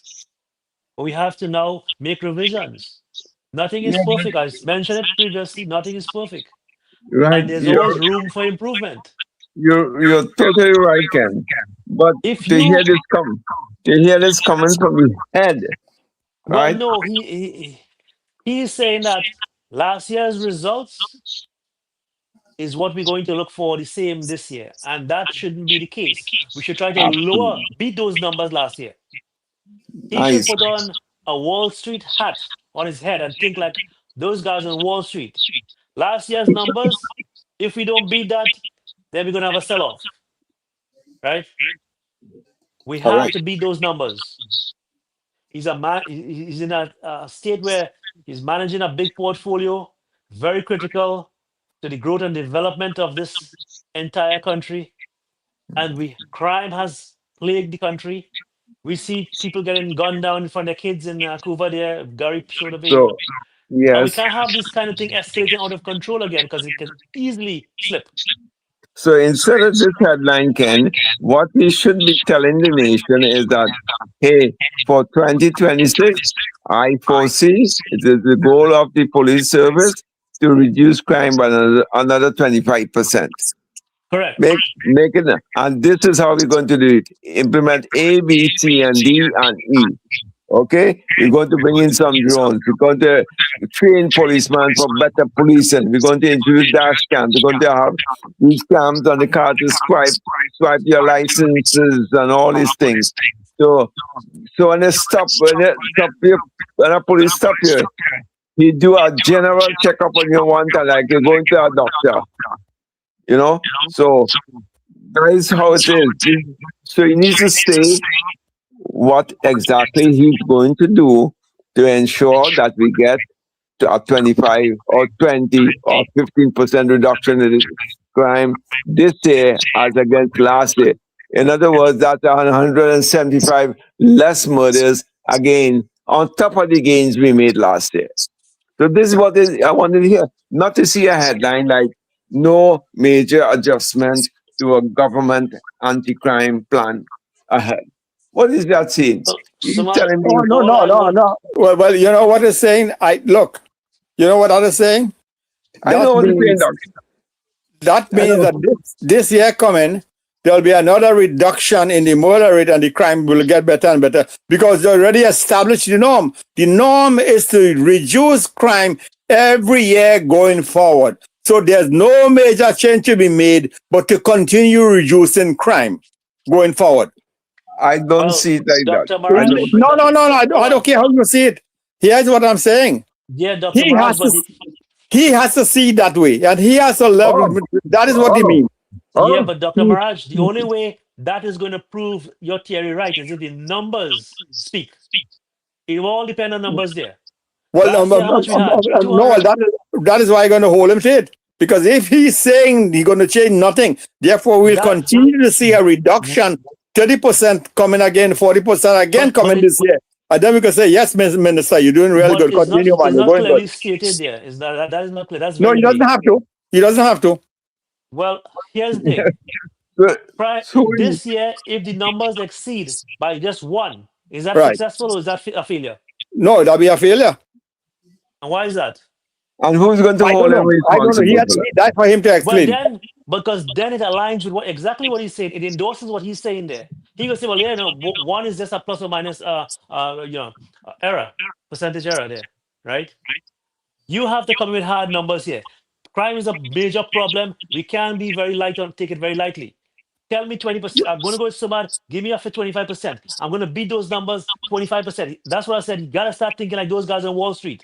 We need to beat last year's numbers by a top and bottom far margin. So what do you mean by he says no adjustment to government anti-crime plan ahead because last year was successful, this year the success will continue. Isn't that what it means? What the hell else it could mean? I don't want to see last year numbers. I want to see. I'm going to beat last year. Or what does it mean? That there'll be no, because you had success last year, the success will continue this year. That's why no change will be made. Well, I see. No, you're reading it negatively. Read it positively and let's walk out now. Let's continue. Okay. All right. So if you look at the numbers, right, we have 40-something murders already to date. Right. It's almost like one a day. Right. Right. Today we had 2. Right. Yeah. Sometimes we have a bloody weekend where 10 people die. Right. So we are walking on thin ice here, and I'm not seeing a dramatic reduction. Right. You know, when we put those curves together, they probably align, and one could go above the other easily. So we can't get too comfortable with this crime situation. We have to go after these criminals with a passion. We have to renew confidence. Right? Ken, all that is fine, but you know something? I, as a Trinidad taxpayer, and let me just talk to on behalf of the people, we give a certain amount of money to the police, and we expect them to reduce crime as this minister is promising. If he doesn't deliver at the end of the year, he'll have to tell us why. Because you said you will change nothing, but yesterday the crime rate stay as is or went out or didn't go down. Therefore, you didn't change anything because of why? What was the reason you had nothing more to change? Because he has no other ideas. You see, you know what? I think the prime minister should really, he's a good boy, but he's not learned enough to really understand what is happening around, that the police knowledge he has alone is not enough. If it was enough, we would have solved this problem a long time ago. What does police know now is not enough to take us where we want to go. and therefore they Yeah, have to open up themselves to learn. They must be on the learning curve. If he doesn't ride the learning curve, the result will be like you all are mentioning. But he has Dr. to ride, Raj, and people like Idi Amin was a girl, Khadija Amin could chat with him, and there was somebody knowledgeable to say, Mr. Alexander, you're doing a good job, but here's what you need to really go back to square one, because it ain't looking so good. You got to do something else. It ain't working. So right. whatever But you're here's the doing, thing. But here's the thing. I hear that. I see that vantage point with regards to citizens. But Suma, correct me if I'm wrong. We had a major global company, Nucor Steel, that Yes, yes, pulled yes, out. yes. Now, Pull out because when we're talking about investment, we need to woo investments to entice investment to come to Trinidad. If these investors are looking at the crime situation and they're saying, hey, you know what, this place is too dangerous for our people to be on the ground there, right? And they, Nucor is an example. Suma, take your example. they pulled Nucor out. Steel. I brought up that. Nucor Yeah. Steel is not a small company. That's a huge, big player, right? And again, crime is very, very important, not just to the people of Trinidad and Tobago, but foreign investment. Now we have to also understand, Ken, what caused crime to drop 42% last year. Was it the Southern Command, the intervention of the Someone has US? a big echo here. Yeah, I think so. Was it still echoing? I don't Yeah, know, somebody what's might going on? keep giving an echo. Somebody, mic. Dr. Maraj, check your mic for me, please. Dr. Maraj?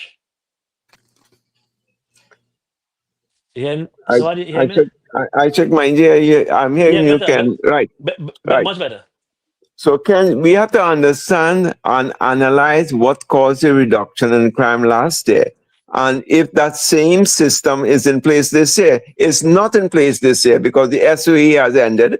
The US command has literally pulled up and gone back to Puerto Rico. So these are the things that caused that reduction last year. Now that is no longer, these things are no longer in this year at this point in time, then we can expect an escalation in crime rather than a reduction. You have to tell me as a minister now, what are you doing to reduce the damn crime? Not that, hey, wait till the end of the year to tell me and make a damn excuse why it went back. I don't want to hear that come December 31st. I want, when I come December 31st, to tell me, hey, the decisions are made are going to be X, Y, and Z, and we expect to see 200 less people murdered again this year. That is going to tell me, yes, your crime plan is working. Then you say, no, we don't need to, that's headline that there's Gary there showed up. You know, that is the time. Don't come at the end of December and tell me and make bloody excuses.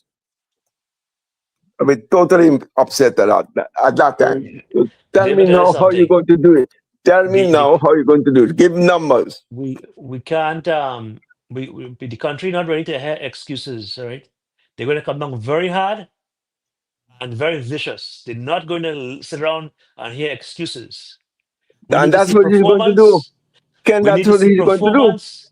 The Prime Minister said she wants to see performance, and we need to see it. We no old talk. He's Crime going to do has to that. continue to drop, Yes. And and we want to exactly as see you say, 10% every 10%, quarter, or right? Every 5% every quarter, or 10% every quarter, or 50% every 6 months, or something like that. Don't come Even at the end of the year. I can't wait on the end of the year to tell me, or give a bloody excuse, or we didn't have this, the equipment didn't come on time, the boats didn't set up in the Gulf as yet, the Coast Guard, this and that, and bullshit excuses down the road again. And we the people have to swallow that. last year we had 336 murders, right? Yes. And if you break that down in terms of quarter, Yes. 3 months. You can see where the peaks and troughs are. That is 84 murders every 3 months. And you can right? see where the peaks and the troughs are. Yeah. And what location, the However, location, all these things, data. Yeah. The data. No, Again. we already exceeded 40, right? So yeah, we could say we're doing pretty all right. And we could probably maybe do better. But again, we could hit a peak and we could see 60 murders next year. I'm sorry, next month or 50. Mm-hmm. And we're going to exceed these numbers, these quarterly numbers. And that could be the trend moving forward because of the economy, because of jobs, because of something, a global meltdown or whatever, right? Being said, at the end of the day, people have to eat and people have to survive, right? Yeah. So, and they'll do whatever it takes to achieve that. We have to manage and monitor and treat the data with respect, and we have to work with data, right? No old talk. Work And with data. don't wait till the end of the year to tell me that. No, You know? no. We have to work with data. If Yes. 336 guys, the way divided I by see it, 4 right, is there's 84. some basic things that has to be done that are very much common sense. It Yes. doesn't require no scientific remedy that we're not doing and we're not handling. And unless we get that right, like I said, you have to change the police administration in order to really get the results that we want, because these guys came along the system, they're part of the problem, not part of the solution. Quite correct, Gary. I share that opinion because Like I tell you guys, and I'm saying to everybody, I didn't get into this fight to maintain the status quo. All right, I want an upgrade, and we need drastic upgrade. Otherwise, I'm not involved next time around if I don't see that there's anything happening in the direction that we're not going to put people there that's going to maintain the status quo. All right. And if I may comment one thing, and this may sound controversial, but it don't mean it's controversial. I don't mean it like this. But Doc said that people in Trinidad are very innovative and so on and so on and so on. Yes, there was a time people were like that, but today I don't think so, because most of the people who had innovation, who had little sense, who had the ability to get out, like me, you, and Doc, and everybody else. So what has been left in the country is a lot of non-creative, mostly, elements, so to speak, and the people trying hard to fight against that. So the level of creativity to build out what you want to call a progressive and upward moving country, it cannot happen because most of the brains have left the damn country. Nobody are new. Listen to me. They are younger generation. You know what we're doing? Yeah, but Gary, you're right. There's a younger generation. But listen, younger generation, what we're doing is we're strangling them. this is the point. So they're not going to get creative. To strangle them. That's what They're looking for a place to get out of the country. Those who are creative, those who want to see they felt that they're wasting their time. This is the point. Like, because we are surrounded with people who are undermining you. Yes. So there's no way we're going to become a progressive or a high-thinking country, or this will never happen because. Why should we go back there? To be part of a system that we run away from. Correct. Tell me that. That's the question to be answered. Ourselves, we didn't plan to stay out here, but the fact is that there has to be the structural changes, right? That is necessary to keep people vested in the country, because there are certain group of people who just want to keep things the way they are, so they keep getting richer and the rest of the country are under restraint, and they will keep the Indians and Africans fighting among themselves. In the meantime, they run away the goods. And that, you see that blatantly in companies like the NHA and so on. You will see these things. The Housing Authority. That Eric Williams set up there was designed to keep things to benefit a certain group of people, to keep people ignorant, and use them to his convenience, and then and keep themselves in power. So then you ask me, boy, Sumanji, you should stay in Trinidad, boy. Use your skill to help develop the country. But help the country develop where? Who? When? How am I getting support? Who is going to? One man cannot change anything. You can start, yes, but when the government is against you, you have the PNM there against you, and you have all this drive and enthusiasm so to make these things proper, correct, according to international standards. UNC win, but them in charge. But them in charge, correct. I say that point time and time again. And you know that better than me because you were there in the system, right? So listen, they are in charge. They control the whole public service, ministers have no damn say. The ministers cannot do nothing. They smile and tell the minister this and that. Oh, yes, minister this and that. And when it comes crunch time, you know what, this project cannot continue, minister, because of so and so. They wouldn't say it in the beginning. They support you in the beginning. But when it reached the implementation stage, remember what Stuart Young telling me? He tell the population it took them 9 years to study and to pass the implementation exam. So in the 10th year now, give us one more chance. So we understand how to implement things. That is what we telling the population. After 10 years, they know how, yeah, implemented bullshit they're trying to tell people. And the same thing is happening right now in the public service. Ministers don't have a say. Ministers don't have no say. The public service, the permanent secretaries are the one who in charge of the accounting in all the ministries. Full stop. Unless these things have to be to change, unless these things change and replace them with CEOs and let it perform, as Ken is saying, on a quarterly basis, tell me how much schools are built. Tell me how much teachers are employed. You know, Gary, it has taken about 2 months to appoint a teacher. You know that? 2 months, they have over 2,000 vacancies. The Teaching Service Commission is stacked with all these bullshitters there. They can't, nobody can fast track nothing. You at the mercy of the Minister of Education, cannot appoint a teacher, cannot recommend nobody. What nonsense is this? And they have so many vacancies. So, I mean, maybe Dr. Mara is not too familiar with what goes on at this time, but all these service commissions, all of them has to be scrapped. All of them has to be scrapped. We didn't fight this fight to maintain the status quo. We had to clean house. You have to clean house. We who supported this fight was remain fully engaged to support that. And put competent people. We are here. We got involved because we want a clean house. All right. And we must remain consistent with that. So we had, based on the Guardian newspaper, we had 43 murders reported. The 2 people in Couva that got killed, did that happen today? No. Yesterday? No. It was a few days ago. It was, I think, so they will be, so they will be accounted for, right? Thursday. Right. So right now, as it stands, we are going to slightly exceed last year's numbers. If we look at it on a monthly, analyze it on a monthly basis with a monthly average. Stop, Ken. Stop right there. So what is the trend telling me? That we most likely will back to square one, to exceed. They exceed Correct. the murders than we had last year. Correct. So then what bullshit is the ministers talking about? No major adjustments to government. It shows that someone is not following the data. Someone is not following the data, right? And there's a disconnect.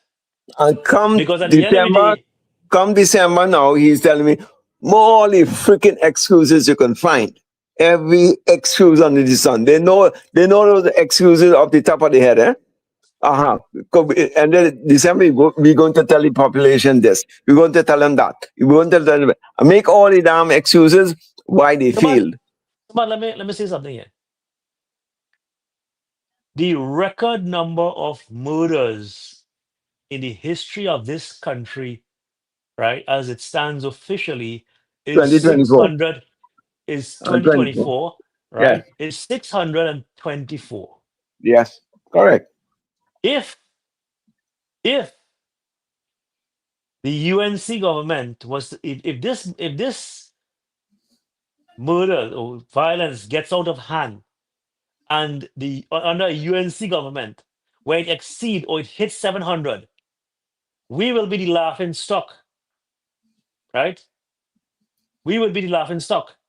We don't want to go back and revisit history or remake history, write history, right? We want to learn from it and try to see how we can improve. And see what were the reasons why it dropped last year. You have to understand the reasons why it dropped last year. Correct. And we learn from history. And with continuous improvement, right? we will continue to get better and better and favorable numbers, right? But we have to want to accept the fact that we need to follow the data, we need to analyze it, and we need to put things in place, and we need to revise our game plan, our strategy, our strat plan moving forward, Right. right? And if you Right. don't have people with the capacity to understand that, then we spin it up in mud. We at some point, based on the trend, we're going to go back to square one.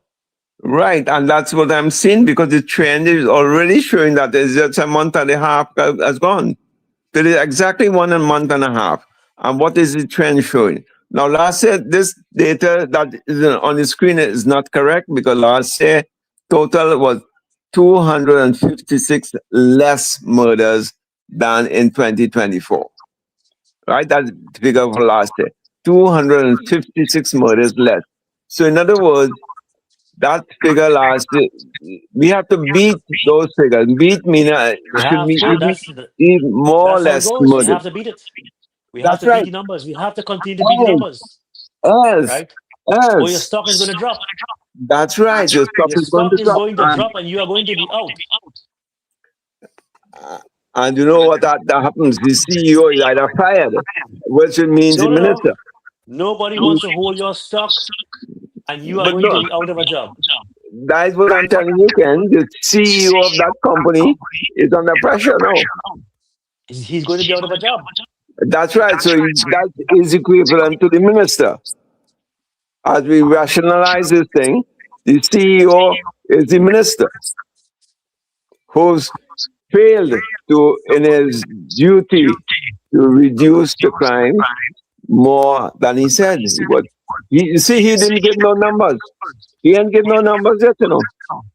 We don't know what is the projection for 2026. We don't know that. So what is the projection? What is the forecasting? How are we going to achieve what he said? Projection for what? For beating last year's numbers. Well, isn't that a projection that they're going to do better than last year? Or just Tell me, Doc, you have to tell me how much. Tell me in a scenario how much. I want to beat it by 10%. no, we working with 10% more, but he must have meant that we go continue to keep in low as this year, last year. But Dr. Mirage, a 20% reduction would be equivalent to 268. Let's round it up to 269, right? Based on a 336 murders last year. So we're looking at 269 murders this year. That is the kind of numbers we want to hear. No, I'll tell you, they don't want to project that kind of. That's a wrong way to look at it. But What is the right way? No, you cannot. You have to pull up your Your right way is the right way is that murder should be zero this year. Well, in an ideal, not in this reality. Right? No, I know, but so you understand there'll be another 336? No, I cannot say that. That'll be wrong. So what is it? What is it? And What is it? also You hope to I achieve? would just say it will be lower than last year. That's all I'll tell No, you. you can't. But by what? By one? No, we can't do that. The murder is not factory So then maintenance. your statement should say, okay. we want to see a 20% reduction. You cannot do that. 10% reduction. You could the Minister of Home Affairs could tell the commissioner we want to see 20% down this year. Homeland That's fine, but it can't be a policy as such. It can't be a public No, policy. it's not a policy, Doc. It's a projection. It's a projection. No, the projection is zero. The projection is always zero. It should be zero. That's One right. crime is That's too right. many. But One crime is too many. in your back pocket, you should know you have to do. When the judge at the end of the year, they will say, okay, it was less than yesterday. This year was less than last year, and you continue going down. You're doing a good job. But I am that's waiting after on- the fact. You can't make a projection.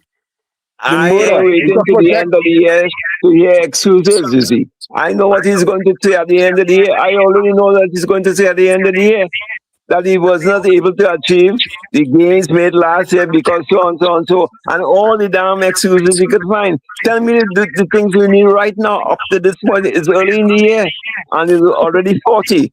Okay, so Ken just give some statistics there about It's 43 already, and then you have another 2 weeks to go in this month. Correct. So, And it's already surpassing last year. so it will be 50 at the end of 2 months, about 50. So 50 times 6, 6 2 that. So it's 300. That's good. But it's 1 is too much. You see, so tell me numbers, don't make the excuses at that time. So if Because- it's numbers you want to play with, you play numbers like that. Why not playing this number game? Look, one murder is too many. I will never play that game. Exactly the point, Doc. So tell me how you're going to achieve it, because Doctor, right now I would have see to you're tell doing you, but nothing. I tell you, I tell them already. I told you all the last time. They have to flood the street with police in every corner. But he's not doing that, Doc. see So the- how will he achieve that? But When he's not that's what doing it. nobody telling them, because they feel know it all, and they come from the bowels of No, the not inefficiency. nobody tell him. They're not listening to nobody. Gary, listen, guys, listen. They're you not just mentioned- listening to you nobody. just mentioned the PS. The PS and them doesn't they do things the way they want. Them in control, them in charge. The same Yes. thing. The police is in control and in charge. They aren't going to hear you. So you have to find a way to tell them that, look, what you all do is not working. So you see, like what Gary has showed you that constable who just gave a ticket to somebody, and he was damn disrespectful, and the police was no good either. You see, in that situation, that ticket should be that policeman should be down in a block somewhere shut up. Wait a minute. He should be in a block somewhere looking for criminals, and let the ticket agent give ticket, and you should be in every corner beat on patrol. But Doc, Nice, nice. Leave traffic to the agent. Leave traffic to the agent. These police have no right to be given no damn traffic ticket. They should be in the street.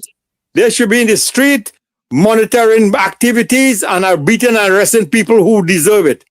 So they Doc, should be given no damn ticket. No. first of all, They should never even be. They should never be on the highway timing people and all that nonsense. right, but- Leave that for agents. Yeah, but Dr. Maharaj, first of Yeah. all, he's not supposed to be drunk on the job. That's a problem right there. I don't. Right. I know where you get. He's I know where not you get that supposed from. to be drunk on the job. Doc, he will take a little one up the road. The guy have a slower speech. Give him a chance.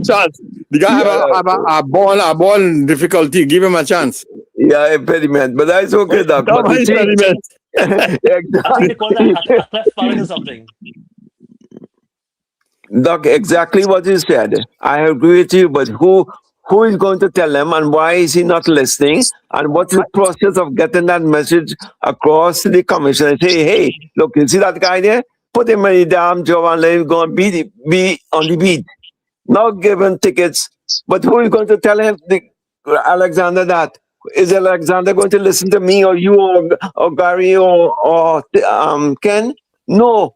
These fellas have their own agenda. They, Samad, huh? I don't care who have what agenda, right? We are a party here and we function as a group and as a team, right? This is not a one-man show, right? Let me tell you something. If the UNC within this term here, we start seeing 600 plus murders, that is lights out, you know. Lights That is lights out. But you see, they will come at the end of the year and make the excuse again. That's what I'm getting. Then now because it's early days for the year started. Tell me the measures, like Dr. Maharaj say, hey, pull these guys out and put them on the beat and let the agent do the ticketing or the agent do the timing on the highway. But are they doing that now so we can see some, what the future results down in May, June going to be?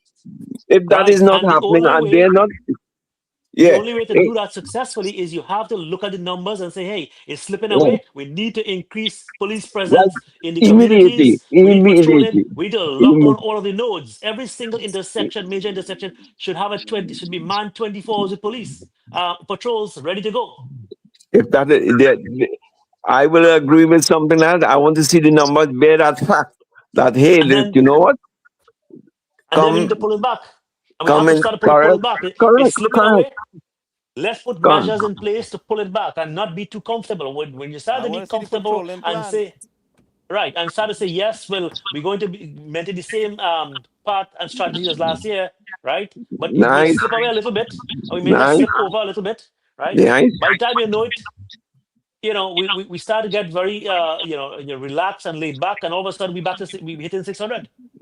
Next thing, and you know that And you know what? guys You know available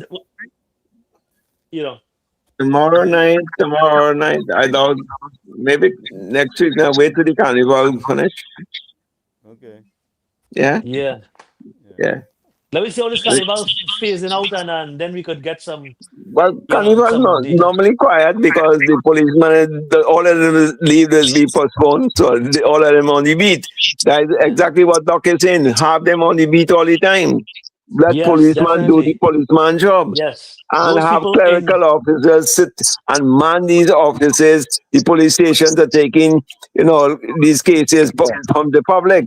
Don't have Every month. policeman 3 and 4 sitting down there. Right. And they And do, Samad, we saw 2 videos over the show here today. One where a lady's walking with her groceries or something, and the guy just snatched the her watch or something like that, right? Mhm.